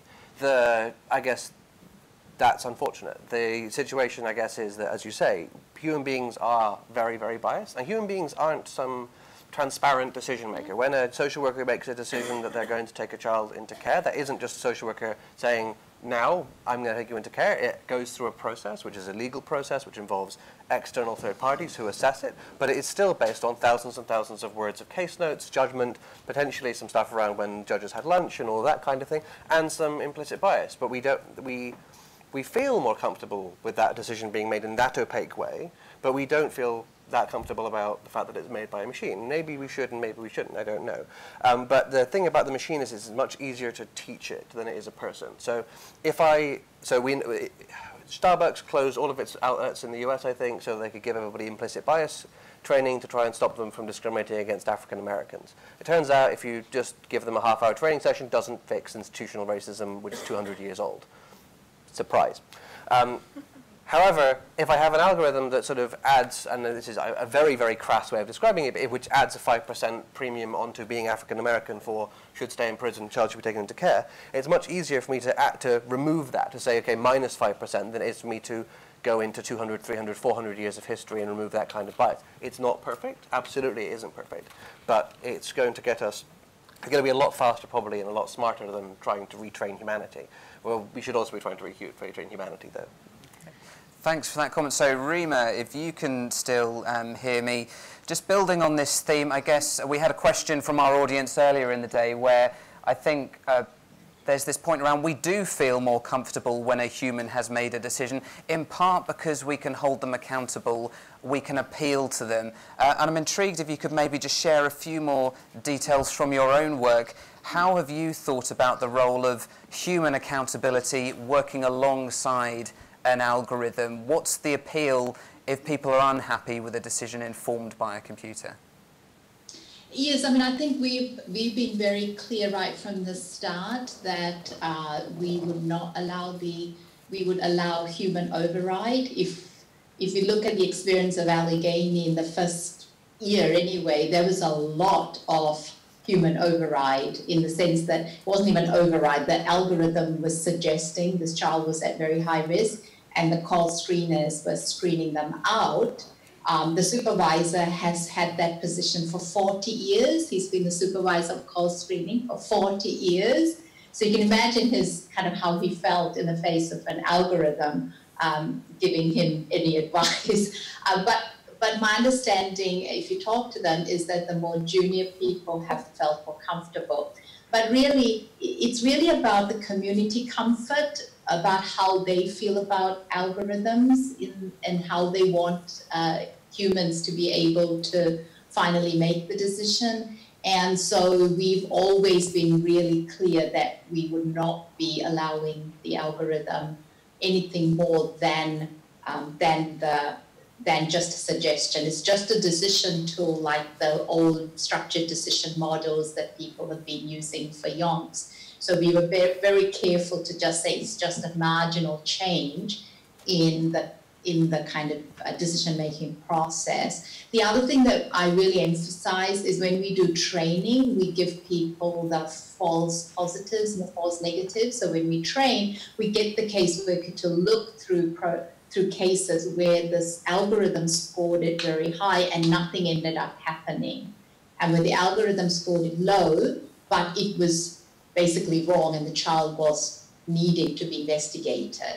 Because there is something sometimes a bit magical about numbers, depending, a junior social worker would take a number as a piece of magic. A senior social worker would be very inclined to override. So both ends are possibly not the best, so we need to kind of adjust them somehow to be more, to update on the back of an algorithm score in a more sort of balanced way. And to do that, you have to make sure that they remove the magic of the numbers, but appreciate that there is some informational content in it. So it's a balancing. I think it depends on experience, it depends on the expertise, but our community would never, was required from us right from the start that was never going to be anything more than a decision support tool.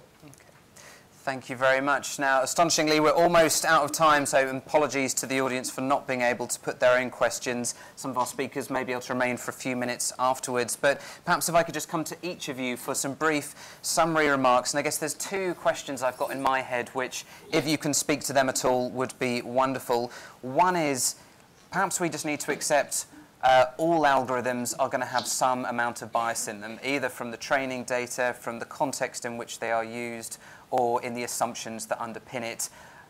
In what meaningful sense do we mitigate that risk? Do we avoid it? Do we tweak the data? How do we think about that concept? A different question, feel free to address, is who's actually responsible for getting the ethics right on this? Is this national governments? Is this for every organisation? Or is it, you know, the choice of an individual to make a personal decision about whether their actions should be informed based on what a tablet screen has told them? Eva, pick either of those and some brief summary comments. Well, actually, and I don't have a clear answer to this, other than I think the thing to be mindful about when we talk about about national governments is also ensuring that people are technically equipped to make judgments on the technical tools that they're using, who programmed this AI, what kind of data sets they're using. So those are like technical information that they need to be equipped to answer. I think obviously one way of mitigating it is having human beings at the heart of this, at the heart of making the final decision, understanding the data sets that the machine is using. But again, I think to go back to my original point, then if we are going to put humans at the heart of all of this, then why are we using AI? And why is it the choice we make as a society in terms of the investment? Thank you. Michael? So if we're going to put humans at the heart of it, why do we bother using computers at all, is I guess they seem useful. So I guess the two things I would say in response, I don't disagree very much with what you said. The first is, those of you who've moved from having a dumb thermostat to having a Nest or a Hive or anything, think about in your head, like, how much more time did you spend thinking about your thermostat before you got the smart one? The boxes are almost exactly as black as each other. The second thing is around whose responsibility is it. I'm an ex-civil servant. I think it's national governments. The reason I think that is we've done a really good job for the last 10, 15 years of abdicating responsibility for this, and Facebook and Google and all of that have run off and done some stuff. Turns out a bunch of Silicon Valley kids aren't that interested in ethical debates, and they're much more interested in cool, whizzy, shiny things, and possibly also money, if I was being cynical. Like, the reason we have national governments, and the reason governments are a place that we're able to come together as a people, is so that we can be protected, and so that government can, to a certain extent, do some of our thinking for us. I don't understand how healthcare works. That's why there is a Department of Health that works out that socialized medicine is brilliant. But yeah, I think national governments, they have to get in this game, and they have to do it really well. And if that means they have to abduct people from Google and Facebook and DeepMind and put them to work, they probably shouldn't do that, but almost anything short of that would be lovely. Sensible policies for a happier Britain. Rima, final word to you. Yes, thank you. I want to emphasize the community's voice in a lot of this work. We have, in fact, at the moment, we're doing a big community-wide structured sort of deliberative democracy approach to understanding what makes the families who are subject to these tools comfortable and uncomfortable with the use of algorithms. So the two things I would really encourage people to do is to speak to the people who are most likely to be subject to the algorithm and understand from them what they mean about bias, what they mean about feeling uncomfortable or feeling comfortable, what makes them more comfortable, and then try to build a set of guidelines from those that will guide how you use it. So I think it's got to be built from the grassroots of the people who are being subject to it. And they have to really feel and be indeed in control. I think there's too many researchers and top-down people saying what we mean by transparency, what we mean by bias, what we mean by ethical use of algorithms. And to be honest, I really don't give a toss what I or people like us think. I care what the community who are being subject to these algorithms think. Thank you very much. A powerful point on which to finish. So, ladies and gentlemen, please put your hands together for Rima, for Michael, and for Eva.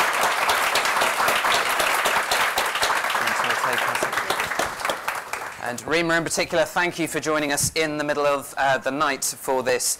Ladies and gentlemen, then, we now move on to our final session, and it is a pleasure to introduce the Nesta colleague with the coolest job title, my wonderful colleague Celia Hannon, who is our Director of Explorations.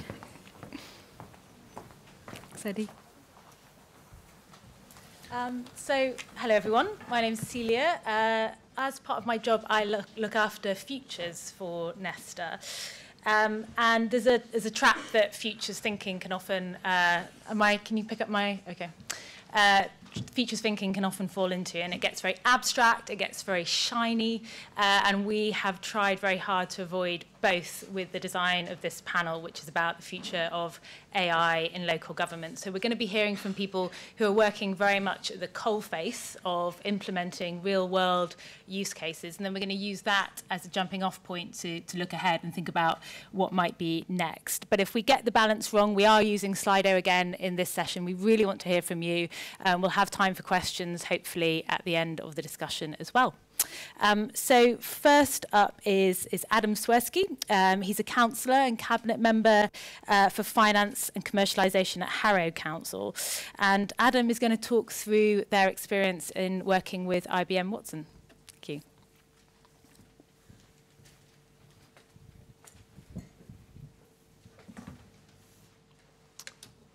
Thank you, Celia. Great. Well, I say the future is here, it's just not evenly distributed. And I'm really hoping you haven't heard that quote 10 times today already. But we think that in Harrow, we've bottled a little bit of that future. And in our corner of northwest London, which is famous for its eponymous school, for many other good schools, our diversity, and our hills. I bet you didn't know Harrow was famous for its hills, but you'll all tweet about it now, and it soon will be. And in the future, we hope to be famous for showcasing what the future of health and social care looks like. Not when it's cut to the bone, etching away at quality, restricting access, but when users are put in the driver's seat, when social workers become enablers, not dictators of care, providers proliferate, and bureaucracy and process are stripped out. So I think we know that health and social care are on the edge. They're not just on the edge of collapse, they're on the edge of bringing the whole system down with them, as we've seen with some councils that have gone bankrupt already. But at the same time, the expectations of our users continue to rise, because in the rest of their lives, they have choice, we have choice, and we take responsibility. But when it comes to meeting care needs, we outsource it to the local council. And let's face it, the outcome of that has not been fantastic. We've got rising costs, we have worse outcomes, we have a failing provider market, we have underpaid workers. We're cramming more and more people into what is a creaking system. And while we've seen technology play a role in giving us more access, better services at lower cost in the rest of our lives, we ignore it when it comes to services that make up 11% of the economy. Now, as far back as 2009, Harrow saw the writing on the wall. And as personal budgets emerged as a way of giving people more power over their destinies, we started responding by putting online a directory of services, by dismantling the old block payment model of funding, by partnering with PayPal to make it easier to spend money with new suppliers. And in 2013, that came together with what we called My Community ePurse. It was a simple online platform that allowed people to work with social workers on their care plan, see what services are out there, and then simply and easily get access to them. And now users loved it. It made the idea of a personal budget real for people for the first time. Yes, they knew how much they were allocated to spend, but now they had real choice over how to spend it. And guess what? Providers loved it too. And that's because as we grew our user base, we grew our provider base too, quite an extraordinary amount. So from a marketplace of just 30 in 2013, a figure that's still very standard in many local authorities, we now have 700 care providers that people can choose from. Now that's everyone from care homes to dance classes, from traditional domiciliary care to befriending services that match people up to go for walks and get out the house. It's real choice, but critically that leads to real differences in the way that people choose to spend their care budgets. And that means that people are getting the services that are most meaningful to them, all without the bureaucracy of manual payment processing, chasing debts, endless invoicing. Instead, we get real-time information, a competitive marketplace, and savings for the council of up to an incredible 7% of our spend. And that's just by using technology that's already out there and been around for years. But why stop there? Why stop with council-funded care when the market for self-funded social care is so huge and so broken? Why stop with social care when long-term health conditions are increasingly managed in exactly the same way? Indeed, why not bring it all together, a platform for health and social care providers that can be used by self-funders, council funders, funded service users, or a mixture of the two? And our vision for what we call Project Infinity is really for a radically different kind of health and social care system, where people with long-term conditions and care needs can get the help and support they need from clinical and social care professionals to develop their care plan, then find the care that works best for them, with financial support from their council or the NHS as relevant. User-led, with maximum choice, minimum bureaucracy, enabled by technology. But that's not a vision that Harrow was ever going to be able to achieve on its own, especially not if we wanted, as we surely do, to spread this technology and this approach to the rest of the UK and indeed the wider world. And that's why we went out to find a partner who shared our vision and our values, but also brought with them world-leading capabilities to make it a reality, and to make it even better than we could possibly dream of. And that's how we ended up working with IBM's Watson system. You know, it's the one that won a Jeopardy. But it turns out it doesn't just do quiz shows. It also helps to doctors to make better diagnosis and treatment choices for lung cancer, and it's absorbed the knowledge of 1,000 cancer specialists in the world. But today in Harrow, it's helping people to get the social care that's right for them. And it's been years in the making. But today, Watson Care Manager, as it's called, is being tested with actual service users in Harrow to help them personalize their care. It's a cloud-based solution built with all the security and robustness you'd expect from a world-leading technology company. And based in secure UK data centers and available on your phone, your tablet, your desktop browser, the software offers tools for users, providers, and social workers to collaborate to make sure individuals receive the best care. And this system's available today for any council or CCG that wants to try it out. But beware, this is not just another widget you put on your app list. Areas that want to bring this technology are going to have to fundamentally rethink the way that they do health and social care. Do you want to continue a system of directed care with a handful of providers, a one-size-fits-all model? Or do you want to enable choice and flexibility? Now, getting this right is huge. It is very exciting. But actually, this whole system is just applying basic technologies that are already out there to a part of our public services that haven't had access to them. The future potential is far greater. And that's because we know that choice on its own is challenging, overwhelming, frankly, unhelpful sometimes. That's why it's so hard to buy toothpaste in the supermarket. And that's why care navigators are such an important part of our system today. But in the future, machine learning will start to change that. It will learn what's best for different kinds of people, and then promote those options to others in similar situations. It will take unstructured case notes, as we heard from the last session, in different context, but this time from doctors and social workers, and draw trends and insights from them. And it will absorb the latest evidence from around the world, and then critically make that not just available, but meaningful to people in their own contexts. Let's remember what's at stake. We have a health and social care system that cannot go on as it does today. It must change, or it will collapse. And we know that change is hard. Change means people working differently and changing their ways of thinking, breaking down old cultures and creating new ones. And technology doesn't make change happen. Technology doesn't even make change successful. But technology makes change possible. And in our hilly corner of northwest London, that's exactly what we intend to do.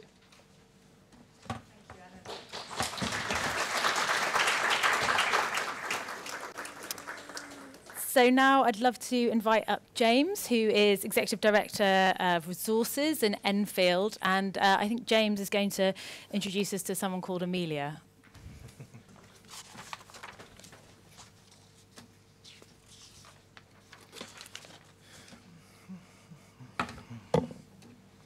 Okay, good afternoon. Thank you for coming along. I'll just finish off Adam's presentation. Right, okay, so this is about our AI journey in Enfield. First of all, a bit about Enfield. So there we are, top North London borough, and along the bottom, a series of pictures charting Enfield's technological history over many years. So on the left-hand side there is the Enfield Arms Factory, very, very prominent during the First World War. Which of course is the ending of which is the centenary this year. Then you've got the world's first automated telling machine, world's first cash machine in 1967. We're also famous for the Enfield haunting, which is doing the rounds on TV again at the moment. And then in 2017, of course, we marked the commemoration of the 50th anniversary of the world's first cash machine. So a lot of technological, well, we are a local authority. So a lot of technological history in Enfield. We also did Belling cookers. We did the first colour TVs in the UK. So a lot of history there. Got about 330,000 residents. We employ ourselves about 3,300 people, and about a quarter of the population are children and young people, one of the highest proportions in London. Also, we've got older people, about 11% of the population over 65, so again, one of the highest, sorry, 13%, one of the highest proportions in London. And down the eastern corridor of the borough, we've got over 10,000 businesses providing about 117,000 jobs. So industry is still a big part of our borough. But the challenges we face are quite considerable. They're not unusual for London. You know, the challenges we face are pretty typical for a lot of outer London boroughs. But our population is growing by about 10,000 people a year. We get about 55,000 phone calls a month for various requirements, and 5,000 face-to-face appointments per month as well. We get 35,000 website visits every day. And we provide service through over 300 business processes. So compared with people like HM Revenue and Customs and the Department for Work and Pensions, we're not particularly big, but by local authority standards, we are pretty big. And the whole point about local authorities is that they are actually very, very complex organisations indeed, providing a vast range of services. If you took a list of all the services we provide in a local authority and read them out, it would take about 10 minutes to read out that list at normal speaking pace. So an awful lot of services. So the challenge we faced after many years of reducing our budget, as Adam was talking about, was to how we were going to transform the organisation. And what we did, we developed an ambitious blueprint with PwC that was about transforming the whole organisation to be more customer focused, to use digital as a key part of our customer journey, and to improve our customer services wherever possible, whilst at the same time, of course, living within a much reduced budget.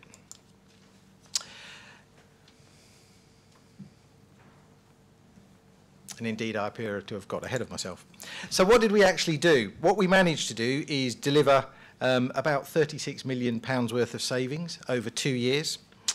We had a huge amount of knowledge transfer, so we've upskilled our own staff so that they're able to maintain much of the technology. We've got a digitally enabled, or digital by default, approach to the way we serve our customers now. We have reduced our contact centre, our verbal, our telephone offering significantly, because a lot more of it is done online.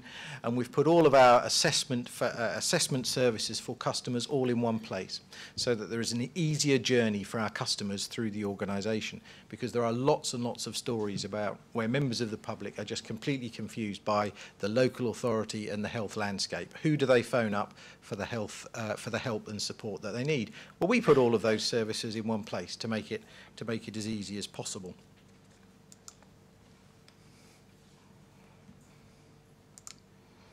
Okay, so I want to talk a bit about Amelia in the short time I have left. I've talked about the customer journey and our customer account called Enfield Connected, which provides a single place for residents' interactions with the council. So in one place, all of their interactions are set out on the screen or on their phone for them. I skipped over very briefly, a data analytics piece we've got going on as well, so that we understand better our customer need. And then at the top of the pyramid is Amelia, our artificial intelligence agent.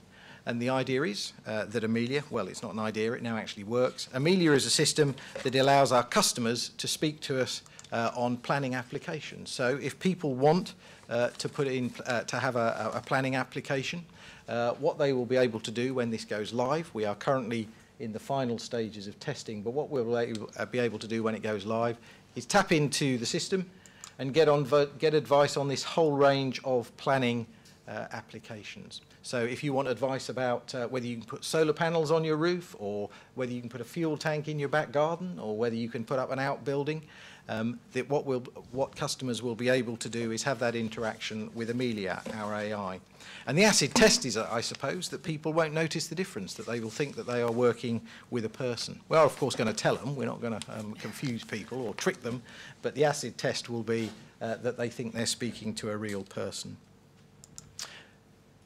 I won't go through this in great detail. I imagine you'll be circulating the slides afterwards. But this is basically the journey we've had to go through to pull all of this together. An awful lot of work to put the content that's available out there in the planning world into Amelia, and actually make it into a system that works and is useful for the customer. You may remember a couple of years back we featured in the news about Amelia, and there was a lot of focus at that time about the avatar itself and how exciting, and facial expressions, and it could sense emotion and all that sort of thing.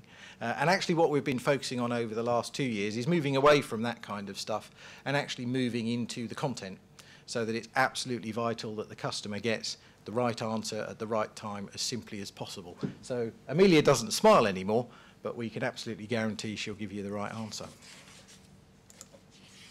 Okay, so just to sum up then, we've used AI as part of our digital transformation. We selected Amelia because it seemed the best product that we could lay our hands on at the time. This is not the large data analytics piece that we've been talking about with IBM Watson. This is about very much taking customers through a journey. And what it does enable us to do, of course, is increase our productivity. With reducing resources all the time, we're able to handle a significant amount of demand through Amelia that otherwise wouldn't be possible through our human resources. And I think I only overran by 30 seconds. Thank you.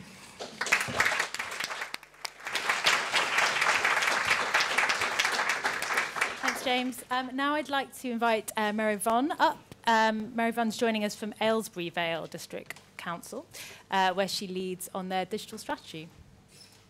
Thank you. Okay, so I thought as we're talking about AI, I'd use my avatar rather than my real picture. This is actually from a video that we've done that's on our website, which talks about our whole connected knowledge transformation programme. So you can access that if you want, just off our straight from our website, and there's a little video that kind of shows what it's all about and how it translates. What I was going to do in the short time I think I've got is to go through our use case of what we've done with artificial intelligence. We are a bit smaller than Enfield. We're 180,000 residents. We're a bit further north, just outside of London, but we have all the same challenges. So we have a lot of calls coming into the call centre all the time, a lot of people web chatting, a lot of people engaging with us online, and we need to work out how we can make that better. So I was going to briefly go through what we've done, why we've done it, how we've done it, and talk a little bit about the people aspect of that. Wrap up a little bit with the kind of lessons learned from that, and then start going into the where we might want to go next, but we can perhaps pick that up if I run out of time. So in terms of the what, we've gone live, we went live last July with artificial intelligence for our web chat and email channels. So the way in which this works, so there's a picture here, it's not very clear, but it works for the agent who normally answers the phone or does the web chat. We use Salesforce for that. It will actually pop the answer for them on the right-hand side. The artificial intelligence will work out what the answer is. It will tell the agent actually how good that response is. So if it's a question that we get all the time, it's pretty good, and it will give a higher percentage accuracy. And the agent can then choose to send it straight on the click of a button, auto-amend it, and then it will learn from that interaction. So if we get the same questions over and over again, it actually gets better at learning the answers to those, and the percentage accuracy goes up. So we've called it an assisted agent. It works on the shoulder of the agent. What we're now moving into, and we've gone live with, is automation of that. So as we get the same questions over and over again, how do I pay my council tax? It gets really, really good at that. So it comes out with over 90% accuracy. There is no point waiting for somebody to press the button. We can actually send that automatically. So we started off with automating 2 of our transactions, the top 2. We're now at 4, which includes bin questions, always the bin questions. And actually they go straight out. And we're looking very much to push more and more automation as much as we can. Annual billing's on there as well. So this was something that we did around the end of the year for annual billing to pre-train the artificial intelligence to deal with the peaking calls, because you don't get the same calls all the way through the year. So we're trying to look at using artificial intelligence to manage that peak rather than worrying about what we do in terms of staffing. In terms of why we're doing this, very much kind of in tune with what everybody else is saying around customer expectations. People want to be able to engage whenever they want to engage, 24/7.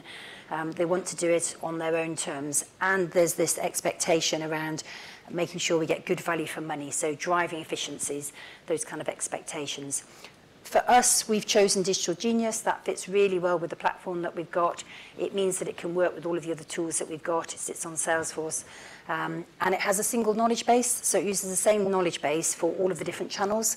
So it doesn't matter whether somebody web chats us or emails us. It will actually learn from all of those and feed the other channels. And we're building on that as part of the next steps when we start putting voice in as well. And the other thing for us was having a small dynamic partner. This is a really new field.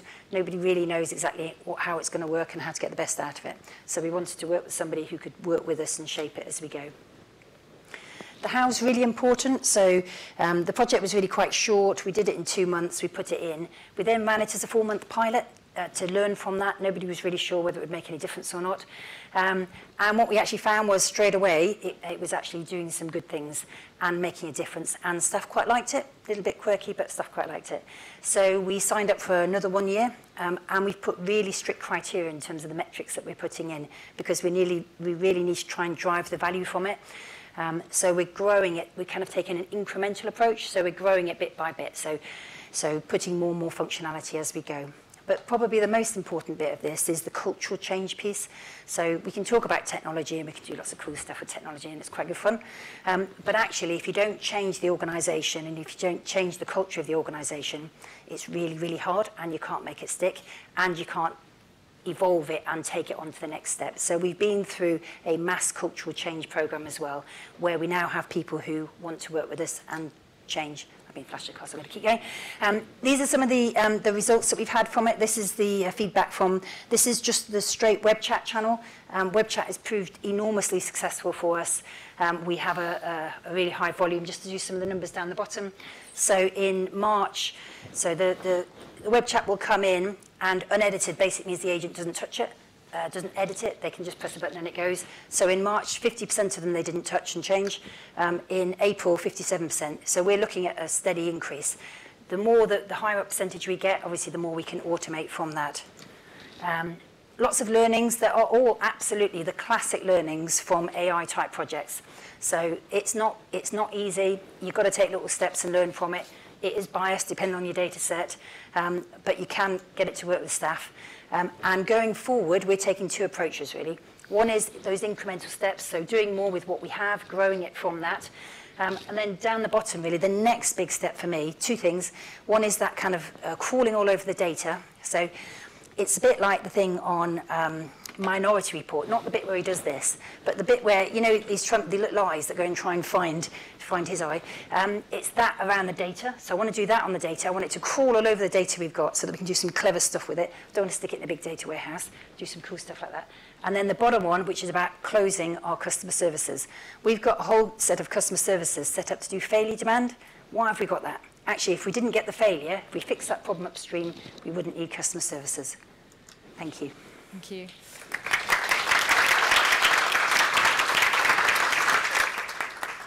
I was wondering how long it would take for someone to mention Minority Report, so you get the prize. Next up, I'd like to introduce Danny Berkeley, who's the Programme Director at the Centre for Public Impact. And I'm afraid we gave Danny the toughest brief. Making predictions, very tricky business. We regularly get it very wrong here at Nesta, in fact, on an annual basis with our prediction series. But we asked Danny just to step back a bit and think, actually, looking across the piece, where does he anticipate we might be in the next 5 to 10 years? What should we be worried about from the perspective, particularly of local government? Over to you, Danny. Thank you. And I won't dare making any predictions, of course, but I brought 4 questions that we might want to ask ourselves, 2 of which are more general questions and 2 of which specifically relate to the challenges that local government might face. And all of these themes have come up throughout the day in one way or another, so I hope this will connect to a lot of things you've heard before and others have said. And the first one is, what is the benchmark? This came up in the previous sessions. What are we comparing the performance of an algorithm or an AI to? Are we comparing it to a mythical benchmark of perfection, or are we indeed comparing it to the status quo? And the status quo is not amazing. Of course, in all of your local councils where you work, it is amazing, but in many of the others, there are some issues. In this country, in 2016, I think 2.6 billion pounds were lost to waste and error and fraud. So the status quo is not fantastic, and if we only end up using these systems when they deliver perfection, then it will take a very long time indeed until we reap the benefits. And the second point on that is, let's also remember that human decision-making is incredibly opaque. We're somehow very comfortable with human narratives and stories of why we've made certain decisions. But all research that we're aware of shows that a lot of that are just ex post facto explanations of decisions that we've arrived at in sometimes very questionable ways.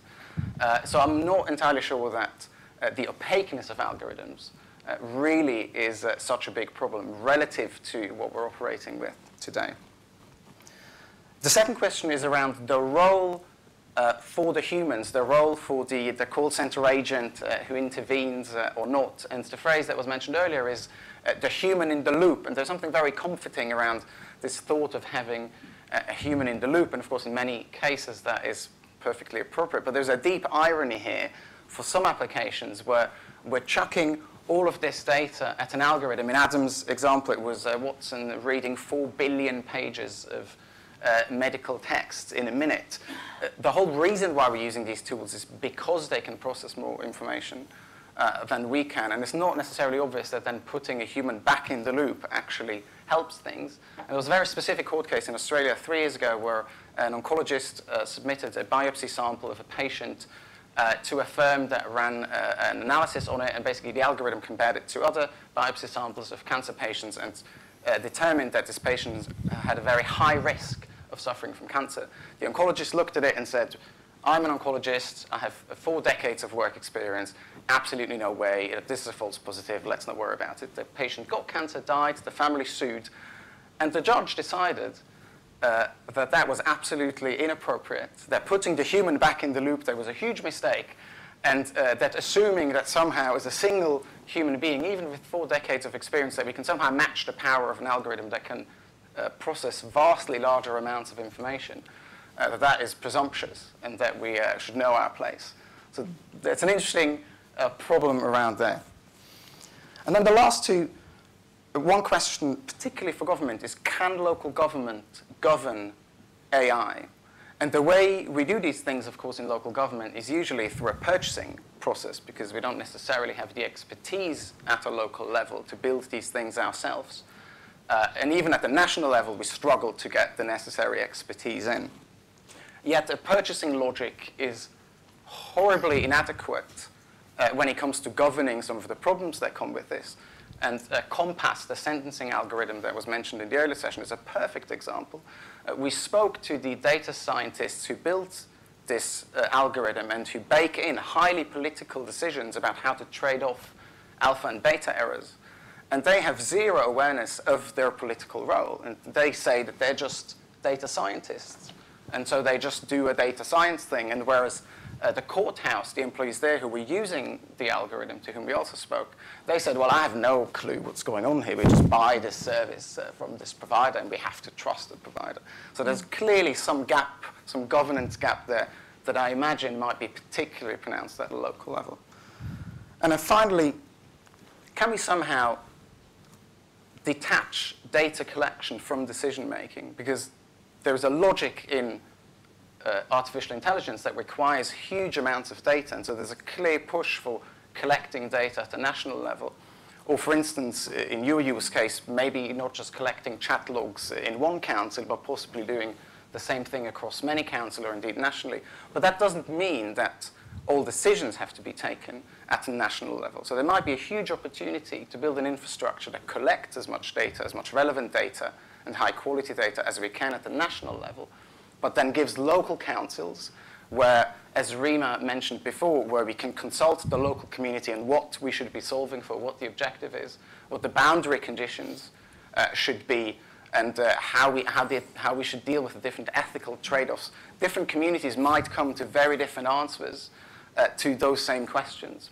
And there might be an opportunity to create a lot more diversity there rather than having to impose the one right answer from the top. Thank you. Thanks very much.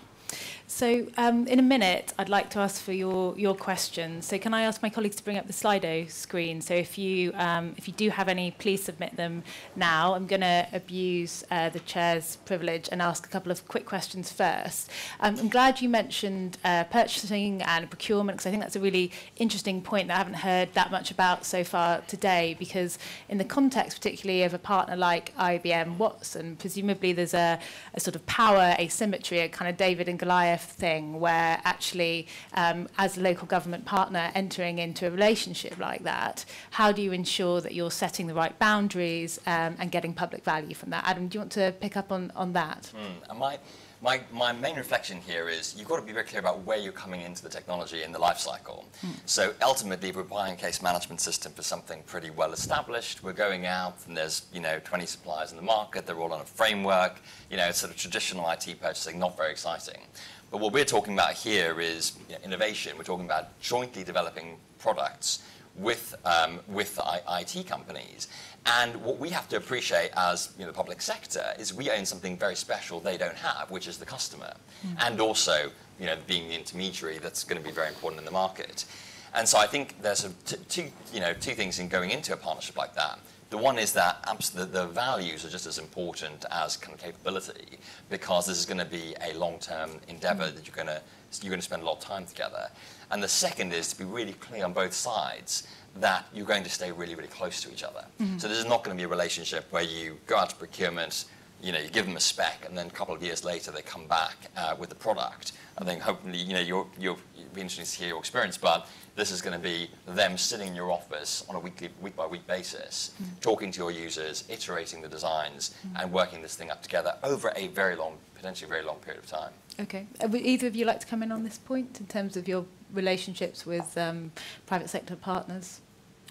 probably worth saying that with Amelia, it's been a tripartite approach, really. It's been the IT team, our planning team, who have worked very closely with us, and then the software provider, who have been in the office with us all the time. So we haven't really been buying off the shelf. We've been working together to co-develop it. I think the interesting thing coming out of it, because that is good IT practice, but the interesting thing coming out of it is that it's actually brought about some different thoughts about different commercial models sitting behind it as well. Because obviously we've put a lot of our own IPR and our energy and our effort in developing a product that traditionally the private sector provider would then sell elsewhere. But we're saying, well, actually, hang on a minute. You know, there's a commercial angle to this for us as well. Interesting. Yeah, I think we've actually taken a slightly different approach. So we've bought a little something off the shelf and put it in, and then it's actually learned from the data, from the real data. So as customers ask it, it learns from that data. So we haven't spent a lot of time coding it. In fact, what we found is, to be honest, every time we try and do that, we're not very good at it, because we don't ask the questions in the same way that the customer asks the questions. And also we can't do the volume. It needs the more data, the better. So putting it across the real data and then actually it learning is the best way for doing it for us. So, I mean, you can do it in different ways, can't you? There's another question I wanted to ask, which I hope you can be as candid as possible in your response on. So, you know, arguably the kind of elephant in the room here is of course the drive to reduce resources and potentially headcount, and a lot of these services are about better triage and potentially therefore having to reduce the spend in that area when people come knock at the front door of their local council. Can you talk a bit about perhaps some of the anxieties that these tools have provoked as you've introduced them, either in part of your workforce or citizens, and how have you dealt with them? We, when we launched Amelia a couple of years back now, there was a lot of interest in this. But at the same time as resources are reducing, demand is actually going up. So if it was if it was all about the same output with less money, then yes, there would be, I think, genuine anxieties about job cuts and all of that sort of thing. But it's actually about increased demand with less money. And therefore what Amelia allows us to do is use the scarce resources that we have got, the scarce people resources we have got, on the more value-added stuff. So, you know, planning can go from very straightforward, can I have a loft extension, through to can I build 10,000 homes in the southeast of the borough? And our planners focus on that end of the spectrum, and Amelia focuses on the more straightforward end of the spectrum. Yeah, I'd reiterate the same thing. So, you know, we've got the Homelessness Reduction Act came in, which means that actually we spend more time with people, with really needy people. So it's almost a perfect timing to be able to go, actually, if we free people up for answering the question about how do I get a replacement bin, which isn't really high value, and actually move those people on to actually doing something more worthwhile. So I think that does help with the question. But it is about efficiencies at the end of the day. So there's a question from Slido, which I'm particularly interested in your response on, Danny. So this is about whether or not public bodies should actually be forced to start registering how they're using AI, and whether there should be some form of peer review. Now, obviously, at this point in time, a lot of councils are quite pleased with what they're achieving with AI. They're kind of proud of it, and we're hearing a lot about it. That might start to shift, I imagine, as a lot of this stuff gets perhaps deeper and deeper in terms of the way that services are being managed. How should we deal with that transparency question, do you think? It feels likely that we'll have a incident, and then after that we'll get a whole lot more transparency. Tends to be that way, right? But we'll probably need that incident first. Should public bodies be forced to register everything? Everything would seem excessive, because for some, but we can clearly distinguish between we can look at the downside risks of certain applications, and we can also look at the ease or difficulty of mitigation. If mitigation is relatively easy and doable, then we have much less of a problem than if mitigation is very difficult or indeed impossible. But yes, some kind of governance structure around this seems rather inevitable. Okay. I think we're quite close to running out of time, so I'm just going to ask particularly the three of you to leave this room with some words of wisdom. So something you perhaps wish you had known at the start of this journey. You've perhaps been the pioneers making a whole series of helpful mistakes for the rest of us. So what words of wisdom would you pass on to someone who's right at the beginning of this? Start with you, Adam. I think we should all accept this is going to take quite a long time. It's going to be complicated to get to the point where it's really delivering results. And I do think, actually, which is probably slightly different to what Mary Vaughn said, that we do all, as well as working with IT partners, we do all as public sector bodies need to start thinking about our own capability as well, because we've seen some really good examples where you build up capability and that allows you to be so much more responsive, flexible, and build products that are really in demand from your users. So I think that's something for us to think about. James? Yeah, be ready for the journey, really. It's nice being at the leading edge most of the time, but it has its scary moments as well, so go into it with your eyes open would be my advice. And for me, it's about looking after it. So I thought that we'd put it in, and it would just be amazing, and it would kind of take off. And we put it in, and nothing really happened. And then actually, it kind of, if anything, things went downhill a bit, and then people, it was all a bit too difficult. And so we had to almost reinstate it as a project and go, no, let's look after it, let's monitor it, let's work out what we need to do with it. So lots of early nurturing to get the best out of it. Thank you. So before we say a thank you to our panellists, I will just shamelessly plug Future Fest, where we will be continuing a lot of these conversations, particularly around data and urban environments and how we can put it back in the hands of citizens. So do join us there in July. But join me in thanking our panellists before Eddie rounds us out.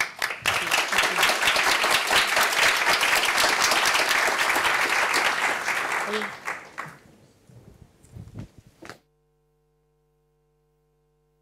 Ladies and gentlemen, by way of concluding remarks, I literally just want to make that thank yous. First, to all our excellent speakers who've really stimulated some very, very interesting debates today, informed my thinking, lots of food for thought for us all.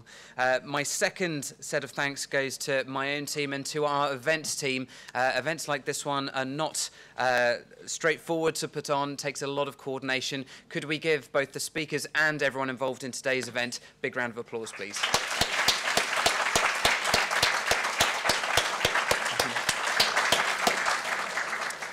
And lastly, thank you.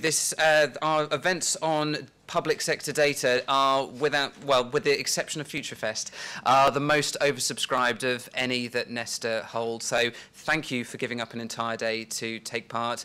We hope it's been useful. We'll be doing plenty more. Keep following us online. Keep giving us feedback on our documents, if you will. But for now, all have very safe journeys home. Thank you very much.